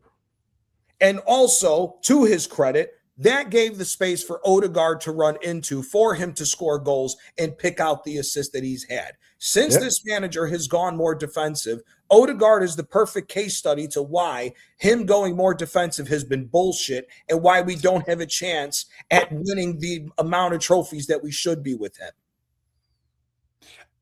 You know, I'm actually going to even make it a lot simpler for you, Abs. I'll tell you the players that I think we should keep, and the rest of them can all bounce. So I'm keeping Timber, I'm keeping Saliba, I'm keeping Gabriel, I'm keeping Hincapié. Like that is our back four, you know, from here on out, and they are a solid unit. Keeping Rice, keeping Lewis Skelly, keeping Eze, keeping Dauman, keeping Ethan Monieri, keeping my client Victim Gyökeres. I don't think I'm missing anyone else after that. Rest can bounce. Seriously. So Raya can bounce as well, yeah? Ray can stay as a number 2, but I don't think he wants to stay as a number 2. So to that end, I think I'd keep Raya. I'd give him one more year. I'd give him Raya and Mascara as well. I like Mascara. Mascara, yeah, I'll keep Mascara as well. But Raya, I don't know. Like personally, I don't like small goalkeepers. Like I've always found Raya to be a bit of a Timu version of Keylor Navas. You know, and you know, I think we can do a lot better. You know, you know what's crazy? What I think about the team that Mikel Arteta inherited, and I think if we had some competence in that team, we wouldn't have the problems we did. Kieran Tierney at left back, for example, if we kept hold of him. There's a certain goalkeeper at Aston Villa who we had. Martinez. He's a wind-up, but he's a good goalkeeper. Mm-hmm. Granit Xhaka, probably could have kept him. We could have used somebody like Granit Xhaka this season. Even though he's cooked Aubameyang in this team. If Aubameyang stays for 22-23, we win the league. Facts. Yes. Yep. So there's players he could have kept that would have gotten us over the line, but he bent them all. Guendouzi probably would have helped as well. Mm-hmm. Yep.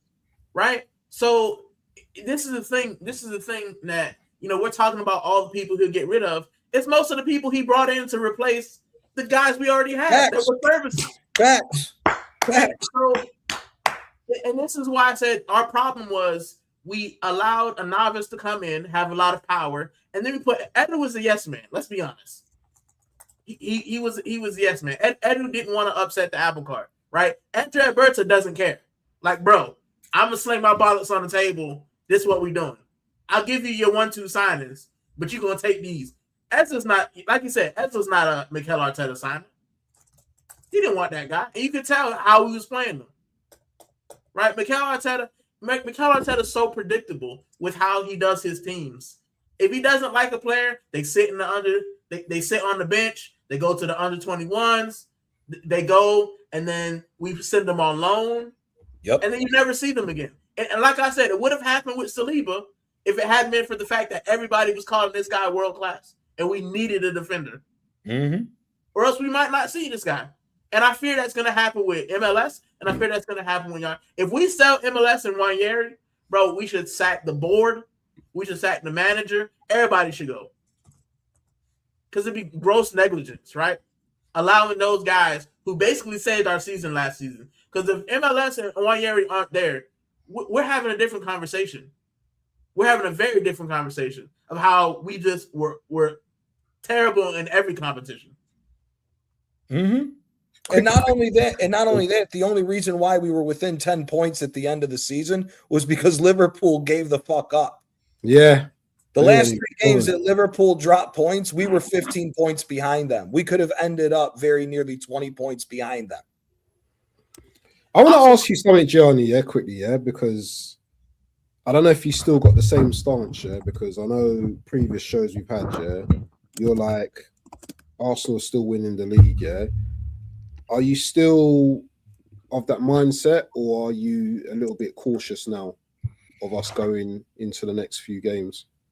I'm a little bit more cautious, but the reason why I'm still over 50% sure that we're going to win is because other teams are not going to sit back and let City attack them the way we did yesterday. City's midfield is still gettable. That back line is still gettable. It's not like that team is that. I'm sorry, bro. This is one of the worst City teams that I've seen in the last 15 years. Especially if you look at the run of the last 6, this is by far the worst City team. Do you think that beating us though will elevate them in the? That's Premier why League? I'm cautious, because I don't know. Potentially it could, but the problem is, the reason why I'm still skeptical is that midfield is shit. We made Bernardo Silva look like prime David Silva yesterday when he's been getting his ass ran ragged. Bernardo Silva's been one of their worst players the whole year, if we're being honest. He's been one of their worst players the whole year. He looked like a fucking world-class caliber player again because we sat back. Again, an 18-year-old taught him that the ball was round and not square in the 2 matchups against fucking Real Madrid. An 18-year-old.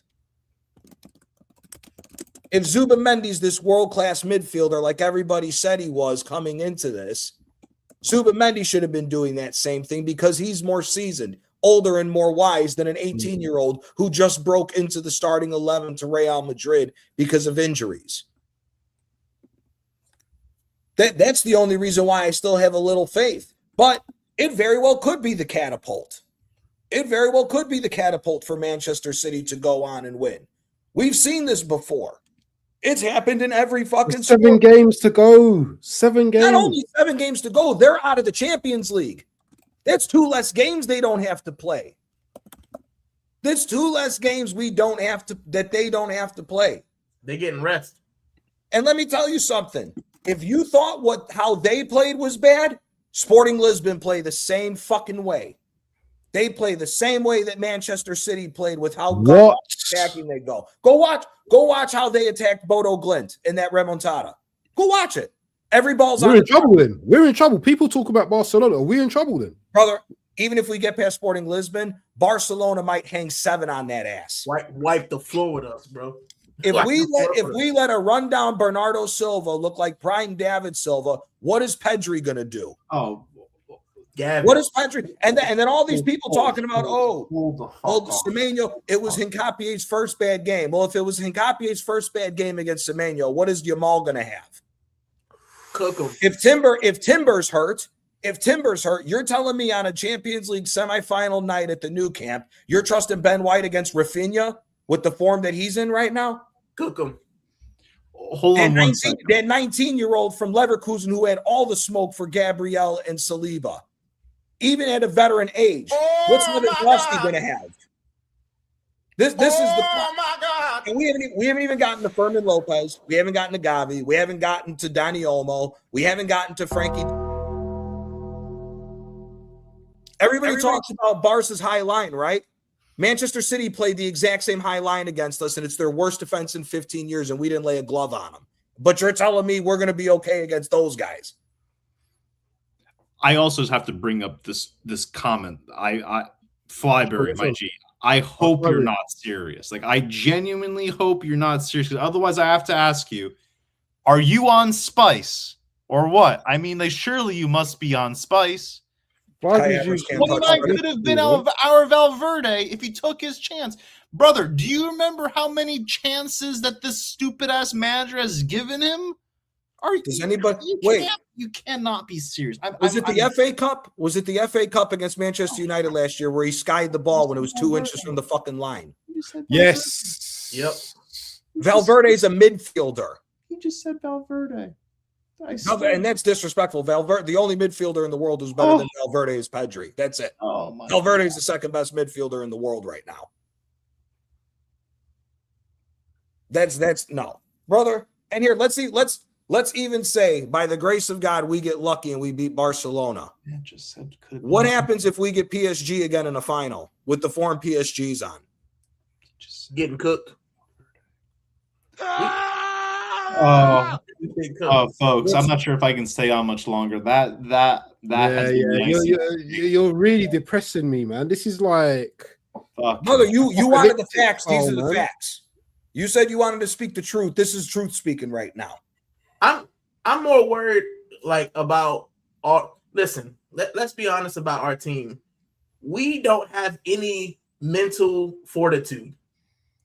Right? We're talking about City. I'm more afraid that our players are gonna crumble because they always do. When you're under the caution as a player, you look to your manager, you look to your captain. Our captain is limping around the joint, having 0 out of 10 performances. Our captain is a Our pussy. manager is stood with his hands in his pocket. He Captain has no doing idea what's going on. shows. So, I mean, who are these guys looking to? You know, when we were having trouble during this season, we could look at Patrick Vieira. You know, before that, you could look at a Tony Adams and say, all right, this guy will help us get over the line. Who on this team are we looking at to help us get over the line? Can anyone name anybody? Win the therapy dog. Gunnosaurus. Probably. Mm-hmm. You know what I'm Because- saying? Like, this team isn't built to be mentality monsters. Manchester City's team, they still have winners in it. Mm-hmm. They have guys who knows what, and not that they just won this cup, they definitely know what it feels like to win, and they want more. I don't understand how we went into a cup having not won for 6 years and didn't say this is our opportunity. We're gonna fight tooth and nail for this. Toothless, gummy worm. That's what we were. And to your point about this being the springboard, how many times have we seen City do this in the past? And I've been saying this whole year, this ain't the City team, but we just gave them wind under their sails for all the new young kids to get that taste of what it feels like to win. The only Reiner's never won at AC Milan like that. He wasn't there for the Scudetto. He just got a taste of victory with this team. Cherky didn't win shit with Lyon. He just got a taste of victory. The rest of that team has been there, whether they're good or not. Kushinov, he's a bum. He just got a taste of victory. That might even fucking help him focus for more titles. Gahey, he just won his first trophy with Crystal Palace. Now all of a sudden he's over here, got another trophy under his belt. He's fighting for a starting spot at the English national team. You're telling me he's not going to shape up? But this is the thing too. None of our trophy winners are captains. None of the guys who won trophies are captains. Declan Rice should be our captain. Point blank, period. He's one of the few on our team that knows what lifting a trophy is like. Odegaard won a title, but he was forced out of his position by an over-the-hill David Silva at Real Sociedad. It's frustrating. And I will say this, though. I still think we win the title. And I think we win the title. I think we'll lose at the Etihad. But I think that... Really? You think we'll lose and still win the title? Yes. I think we're 9 points clear because I think Manchester City, they've got the feeling, but they're going to drop points as well. Our run-in easier than Manchester City if you look at it on paper. Do I think Chelsea might get something? Maybe. Nah. City is a little bit of a scrub, so probably not. But I think that it's gonna come down to the last day. And I've been saying it. I think we squeak by. 3 points or less is what I think wins us the title. I think. But so then here's the question to then be asked, right? Because we've said that the main thing is he has to win a major. The problem is the last time we did this show, everybody agreed it was 2 trophies mandatory at this point of the season with where we're at in all competitions. If he wins the league title, is that enough? Because for me, it's not. I already said he got to go. That's why I gave that spiel about the owners. If I've given you $1 billion, yes, thank you so much for getting me the title. But you've had 26 opportunities to get me other trophies. Two out of 26 ain't good. Ain't a good record in anything. Not in baseball, not in snooker, not in anything else. Darts, nothing. 2 out of 26 is terrible, right? So we'll feel good because we won the title. But if we're serious about being a big club, you got to say thank you, Mikel. Go out on a high. Let's get a real manager in. That's all I'm saying. It's not good enough for me. And even furthermore to that point, by virtue of the stage and the process that we're in, the amount of money that we spend, like we should be in this position, like going deep into multiple competitions and getting over the line across multiple competitions, right? Like just by virtue of all the time and money that we have invested, this is the bare minimum. Like the next step, the step that has continued to be so elusive for this manager and for this squad is getting over the line and lifting up silverware. And at the end of the day, like if, again, I don't care if it's Mikel Arteta, I don't care if it's Unai Emery, I don't care if it's Daffy Duck. I don't care who the manager is. And I also really, at the end of the day, I really don't care who the players are either, because if the players are good enough, they will be rewarded and they will be lionized as, as actual quality players that have served the club well. But at the end of the day, if they aren't able to get over the line, there will always be that asterisk as far as whether or not they actually were good enough. I do believe that we have good players in this squad. I rate our back four of Timber, Saliba, Gabriel, and Nketiah. They are solid players. I rate Rice.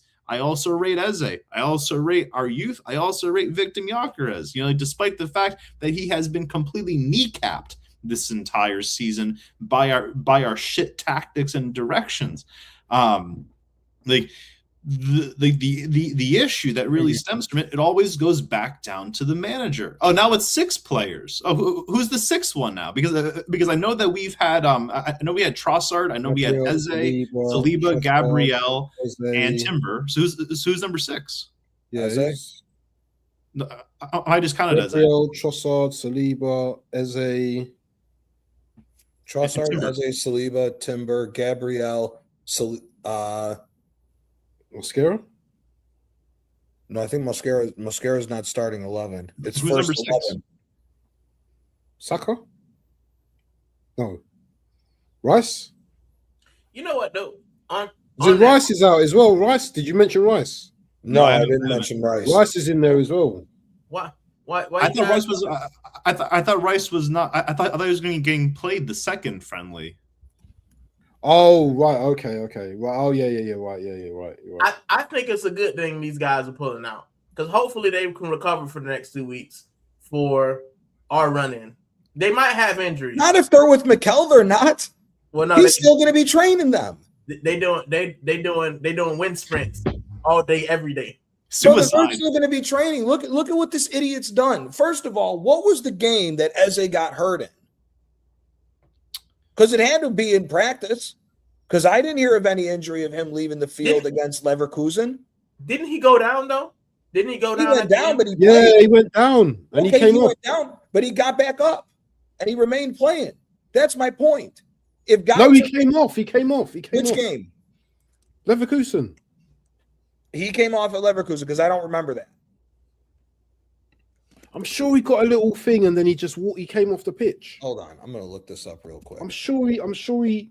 You guys remember when Kai Havertz got hurt in warm weather training? Yeah, when they went to Dubai. Of course he did. This man has them running all day, every day. How you get injured in practice? Look. But consoling the players, yeah. He's like, some of you guys ain't gonna be here next season, man. He's tapping the shoulders. Yup, you're gone. You're gone. You're gone. You're gone. Pack your bags. Goodbye. Good fucking riddance. I think the hiring of Berta was an absolute kind of statement of intent. Like, bro, you're not gonna run riot anymore, right? Absolutely. And Berta, like Johnny said, Berta's the kind of guy who knows what working with a winner feels like. And if you got Josh making angry faces, look at the injury list. I actually forgot count of where it was at, but what was it? Where did we last see it at? Wasn't it like 106 or 107 injuries since the start of the 2024-2025 season? Oh, it's a lot more than that now. Yeah, it's like we passed 115 because I remember making. Yeah. I think we're already past 130 now at this point. Yeah. So that's all that needs to tell you, man. How many times have guys gotten hurt in warm-up? Besides this season, how many times have you heard this amount of players getting hurt in warm-up from any team by any manager? I've never heard of this much shit. This man's a novice, man. That's what you get.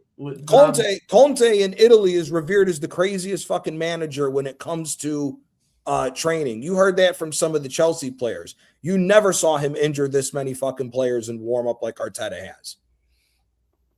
Nope. Bang on. This is why this is such a big fucking problem now. Because we're already talking about having to get rid of players with big salaries. Why? Because you're getting ready to hand Declan Rice $300,000 a week? Because his contract extension is coming up.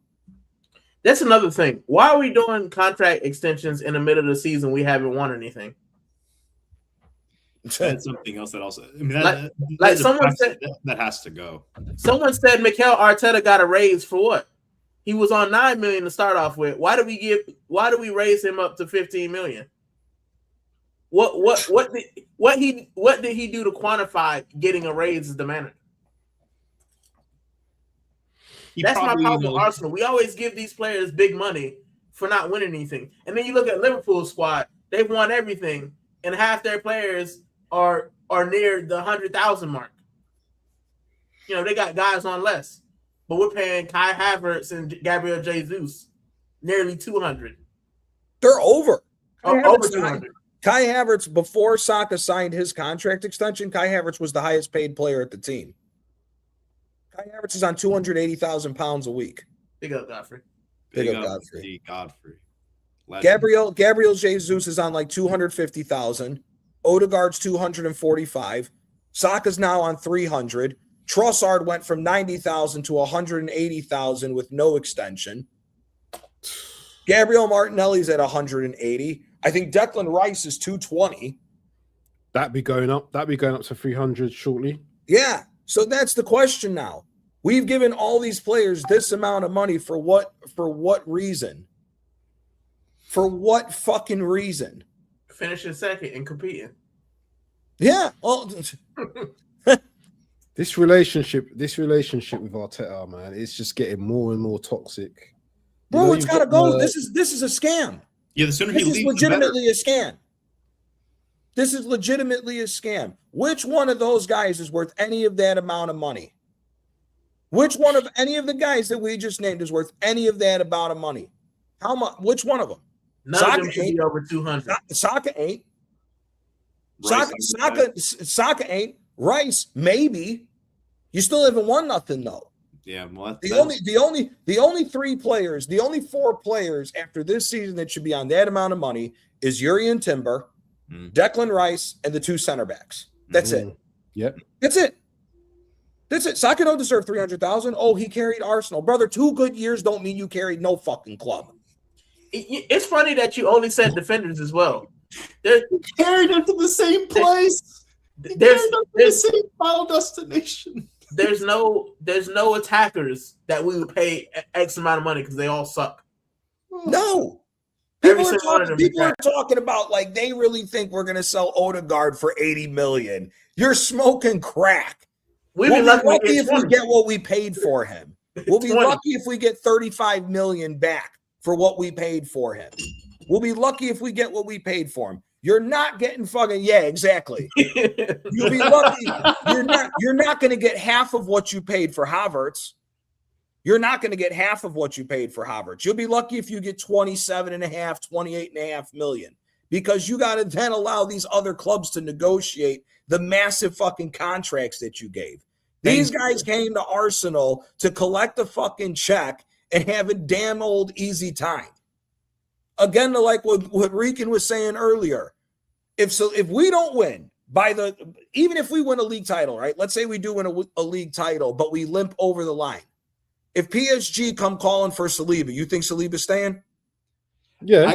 So you're out of your mind. Saliba's going. The only thing that I will say is if you move Marquinhos on, who's the captain of PSG, yeah, which is a conversation happening right now because the man is turning 33. You mean to tell me that PSG doesn't offer more to William Saliba than Arsenal does? France as well. He's back leaving. home. He's Are you leaving. going to Paris to be the captain? Imagine they hand him the captaincy. You'll be the future captain of PSG at home. Look, Guaranteed to be in the French squad. Konate was the target for Real Madrid. His form has fallen off a fucking cliff.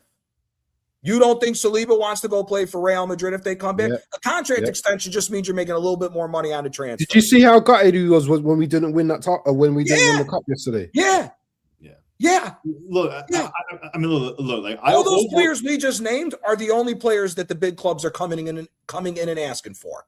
That's all. All them other players, you have to get lucky at some club in different leagues that have a little bit of money that will negotiate with that player. Ain't nobody coming in spending big money for them bums. You'll be lucky if you get 30 million for Martinelli. You'll be lucky if you get 20 million for Trossard. You ain't getting that type of money for them motherfuckers.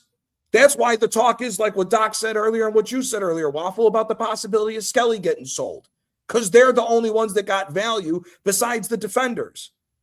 We still got to pay 50 some odd million for Hincapié. He's a lone player. Oh yeah.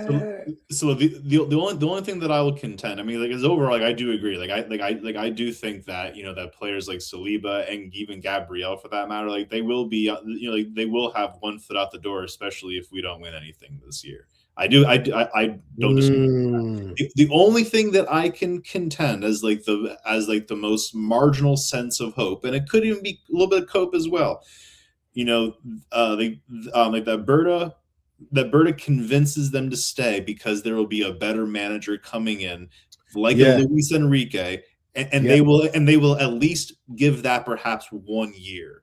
Yeah, to see, you know, like, to see, like, if things like do, you know, like turn on. So that'd be the only I guess counter that I would have to that. But if we win the league, they're not gonna sack the manager. We all established that. They're not gonna. We want them to sack the manager, but they're not going to.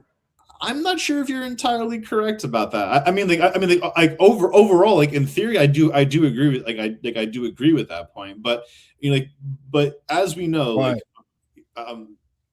It's been 5. Wow, that's 5 now. Yeah, it's 5 now that he's lost. Listen, can we talk about Kepa? Does he start for you guys at any other game? Does he start at Southampton? No. Okay. Exactly. All the nonsense that I heard about we can't experiment no more. Guess what? You got to experiment to get to the end of the fucking season this year.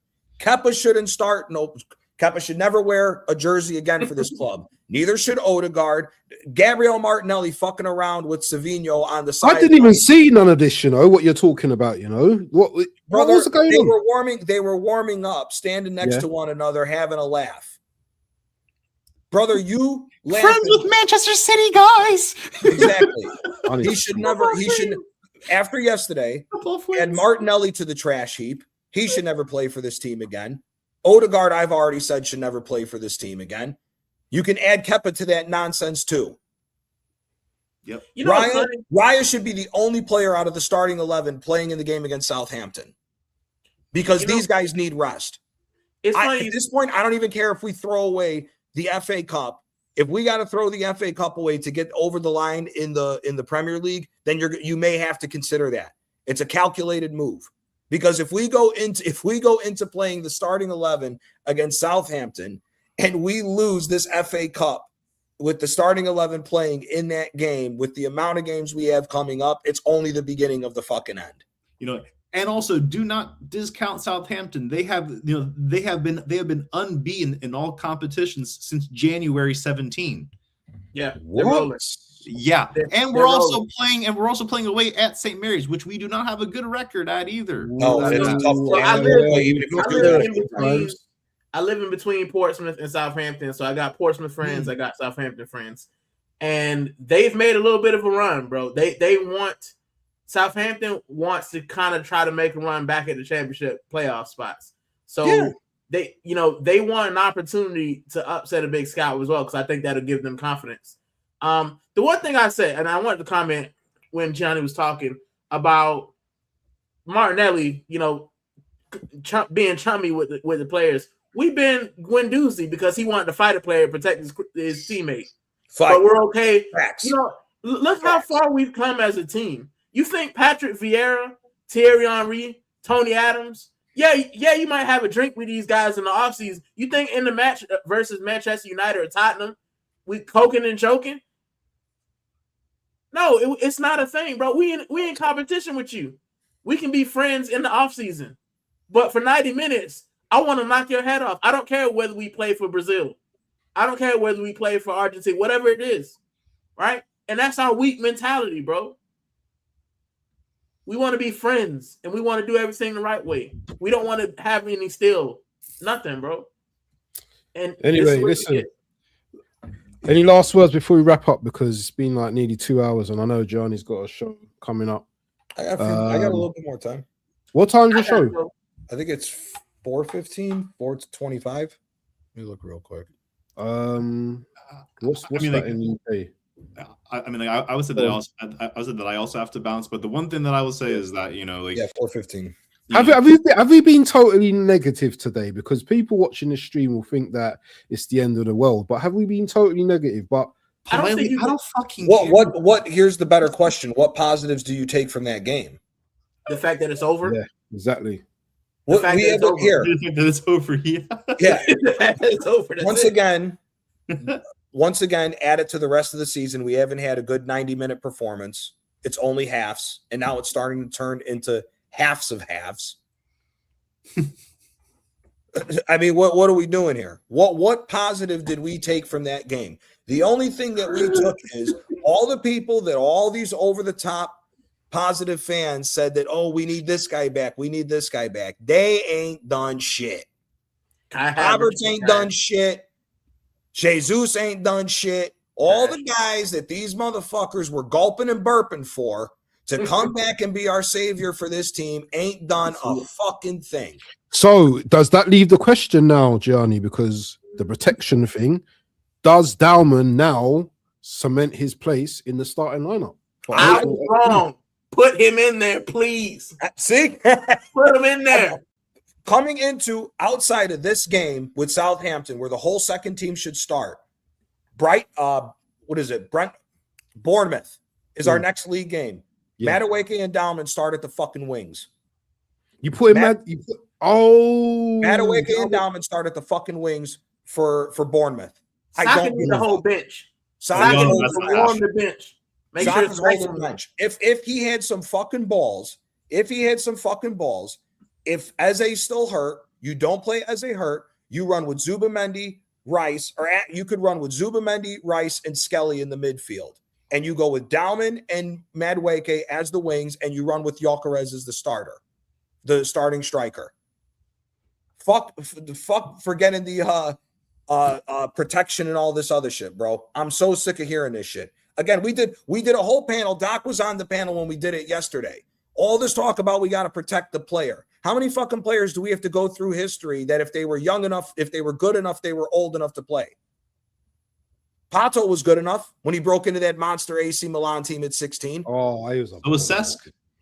So was Cesc at Arsenal. Mario Balotelli at 16 when he broke into that monster Inter team. Yeah. We can keep going. Oh, didn't we see someone that won the game yesterday for Man City? O'Reilly. Great point. Cherokee is a young kid. Cherokee didn't do shit. He was in Lyon. And he ain't playing for Lyon like the old Cherokee's Lyon. Not young, is he? How old is Cherokee? 22, 23? What? Is he that young? He's 21. I think he's even 21 for that matter. No way. Brother, he just came up from playing with Lyon. 22 years old. 22, okay. Listen, I didn't think he was that young. Yeah. He's playing like he's been like for years. That's the problem. Dalman needs to be on the pitch, bro. Dalman needs to be on the pitch. I don't give a rat's ass. I can't believe he's 22 years old. We got 7 games to and he's doing kick-ups in a final. On our side of the pitch. Yeah, bro. Oh, but Arteta just needed to have Nani Madueke at this club. Oh, God forbid us, spending 25, million pounds less to get a better player. I mean, God forbid. What about Semenyo? Semenyo was available. Semenyo doesn't do what he's doing in Manchester City with Arsenal. He becomes the exact same thing that we're seeing with Saka and everything else because of defense. Right. Yep. If Semenyo comes to Arsenal, he's probably the guy that O'Reilly's jumping over for the header in the first goal like he did over Saka. Yeah. Let's be real here. It doesn't matter who would have came in. It doesn't matter who would have came in. The problem is the same thing. It's the manager. Right. So again, the manager has the one to grow a set of balls to do what's best for the team. You throw Miles Lewis-Skelly in, you throw Dauman in, you throw Madueke in with Gyökeres, and you tell them 4, ball out and attack the fuck out of this team because we got to score goals. But who's in the midfield then? Who's the Rice 10? and Zubimendi. And if you got to rotate Rice out for Norgard, you do it. Or if you rotate Zubimendi, you push Rice up and start Norgard, you do it. But at this point, it's all hands on deck. There is no more guys not playing games. I'm sorry. We've ran the team into the ground. There's no way we have gone from a team that has added these many players to the team, and we're still having the same injury problems. Yeah, man. Anyway, listen, we got to go. Yeah, we got to go because Rican needs to go, and we all need to go, man. Listen, people. Yeah, we're going to be going over to Gianni's channel. I'm gonna redirect. I think he's starting about 15 minutes or so, but I still will redirect anywhere, so you guys can wait and check him out. Let me just redirect it first, and then we shoot. Rican, shoot off if you need to, my bro. I'm just gonna just redirect to Gianni's channel. Yeah, well, I appreciate you guys for having me. Big up, man. Big up, man. Waffle 9. Each and every time. Let us know what's happening with your channel, man. Is anything coming up? And when you gonna invite me to your channel? Because you're not even inviting me yet, man. Listen, when I can afford StreamYard and figure out how to make it work, then I got you. You can still use StreamYard. I'm still on OBS. Oh, for me, though. No, I'm still on OBS because it's free. So yeah, but you still can add people though. You got to use the There's something on there. What is it that? What do they use? Yeah, it's a plug-in, but I'm trying to figure it out. But it's quite easy to use. Up to 6 people. You can get up to 6 people on StreamYard. It's just limited hours of streaming. Yeah. Listen, I'll work it out though, because I got a show idea, so I'm trying to get things going. But yeah, I'll be around.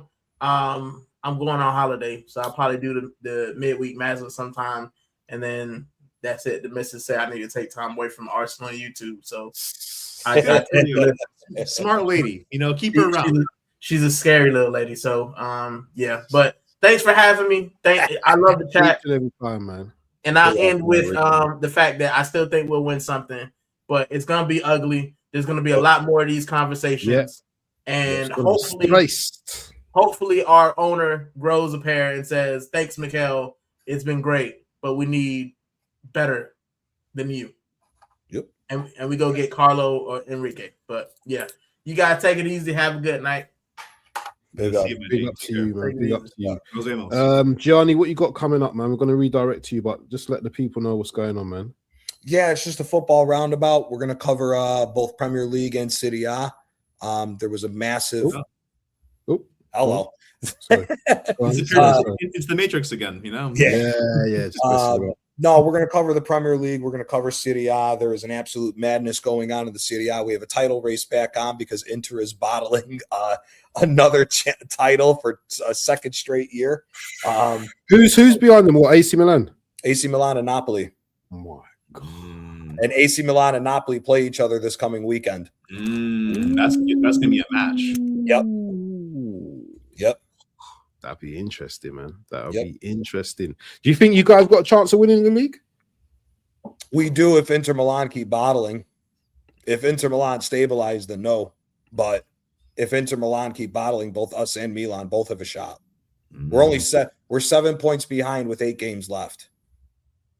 If we beat AC Milan, we jump them by 2 points. So we have the 6-point swing against them. So you lot of Man City at the moment, yeah? Just trying to get in pole position. Well, we got all of our guys. We got majority of our guys back now. De Bruyne is finally back. Anguissa's back. Lobotka's back. Lukaku's coming. Hey, talk to me about Anguissa. Is he still a decent player? Is he still good? I would have had him at Arsenal a few years ago. You know, especially when he moved from Fulham, I would have definitely had him. We got him for 15 million euros. What about McTominay? Yeah, McTominay. How's he doing? He just scored a goal. He just scored the winning goal against Cagliari. He's balling out, isn't he? He's Yeah. balling out. Yeah. Yeah.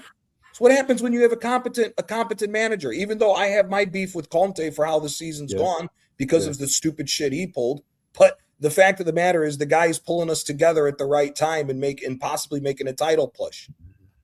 We were Quick question before we go. Yeah. If you can take 3 players out of Napoli to put into Arsenal, who would the 3 players be? Ooh. Okay. Right now to secure our Premier League. Well, he's still technically with us, even though he's on loan, but he's been balling out for Galatasaray. I'm putting Noah Long on the team. Give me Miguel Gutierrez, the left back, because at this point he can do everything going forward. Actually, no, scratch that because you got Hincapié. Give me Anguissa. We got Latvia and Guna. Big up Latvia and Guna. Big up Robbo. Big up my guy. Big up BBK, man. Hey, has he been watching all this time and not said a word? This is the first thing I've seen from BBK, man. He moved like Charlie in Vietnam, if you know what I mean. I'm telling you, man. Noah Long. Give me Anguissa. And possibly, you know what? Fuck it. McTominay, yeah. What about their goalkeeper? No, he's a Savage. No. He's a failed project. He's gonna go. He can't be the full-time goalkeeper. That guy's shit. Hold on, isn't Alex? What was that Napoli? What will McTominay is? Would he be the 8? He'd be the 10. He'd be the 10. He'd be the 10 to 8 out with Eze. Wow. Brother, our midfield is shit. You got KDB. KDB's been hurt since October. Yesterday was his first game back. Oh shit! You've got if there you got Billy Gilmore. How's Billy Gilmore? Has he been crap? He's been okay. He's been okay. He's a decent player. But the thing is with me with this whole situation is that the problem is that we just need midfield aid because the midfield is what's so ran down. Yeah. Zubamendi needs to be able to get moved in and out. McTominay could do the job there, or even, to be honest with you, Anguissa, had Anguissa, you're out of your fucking mind. Underrated commentator. I would ball at Napoli, you know. He would ball out because that's the style, innit? That's the pace for him. Do you think he'd ball out at Napoli? No. You don't think so? Our fans would kill him. Our fans would not stand for that bullshit.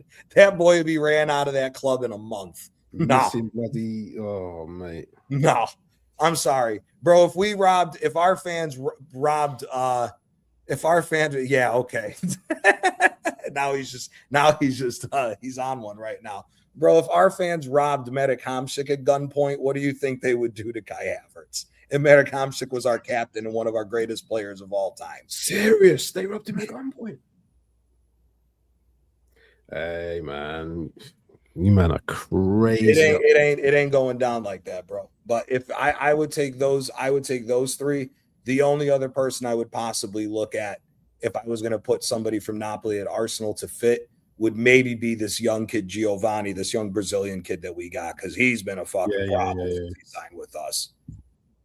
Oh, he can fuck off. He can fuck off too. No, he's Bolivian. Don't blame us for him. Don't blame us. Isn't he half Italian though? He's half Brazilian, half Italian, isn't it? There's a lot of Brazilians that have Italian in them. Oh, okay. Yeah, but listen, people. Go on, Dr. S. Because I think they consider both Italian. But all I want is there you go. I'll take that deal any day and twice on Sunday. He's good. Know, that's funny.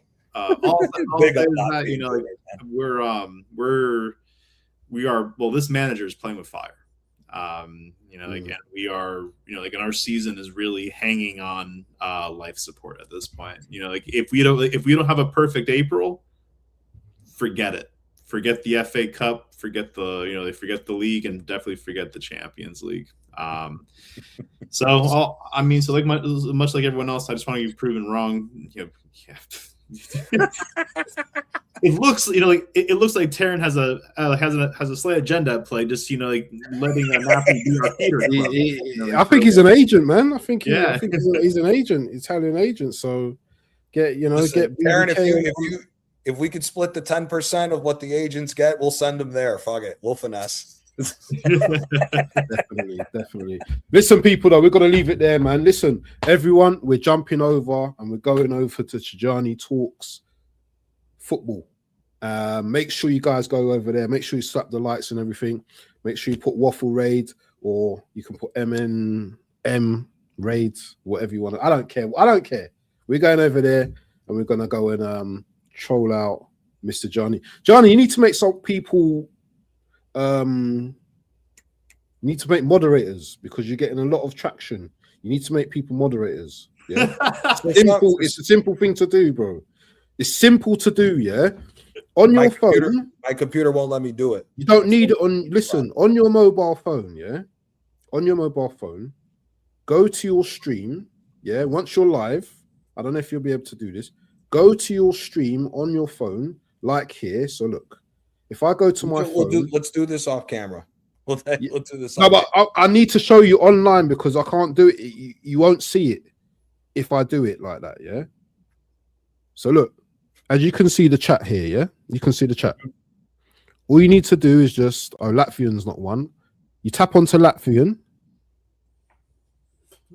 Shit, hold on. Hold on. Leave it to a geriatric teaching us. Oh yeah. So look. See, Latvian's not a mod, yeah? Tap onto Latvian, yeah? And you scroll down and you're gonna see add as moderator. Can you see? So I've tapped on Latvian's name. Yeah. If you go down, you've got add as moderator. So I'm gonna add him as a moderator. Standard moderator. And that's it. And then after a few seconds, you'll see a little spanner by his name, and then that's it. Make me a mod. If you haven't made me a mod by tonight, you're already a mod. How am I? I put you as a mod because I was able to.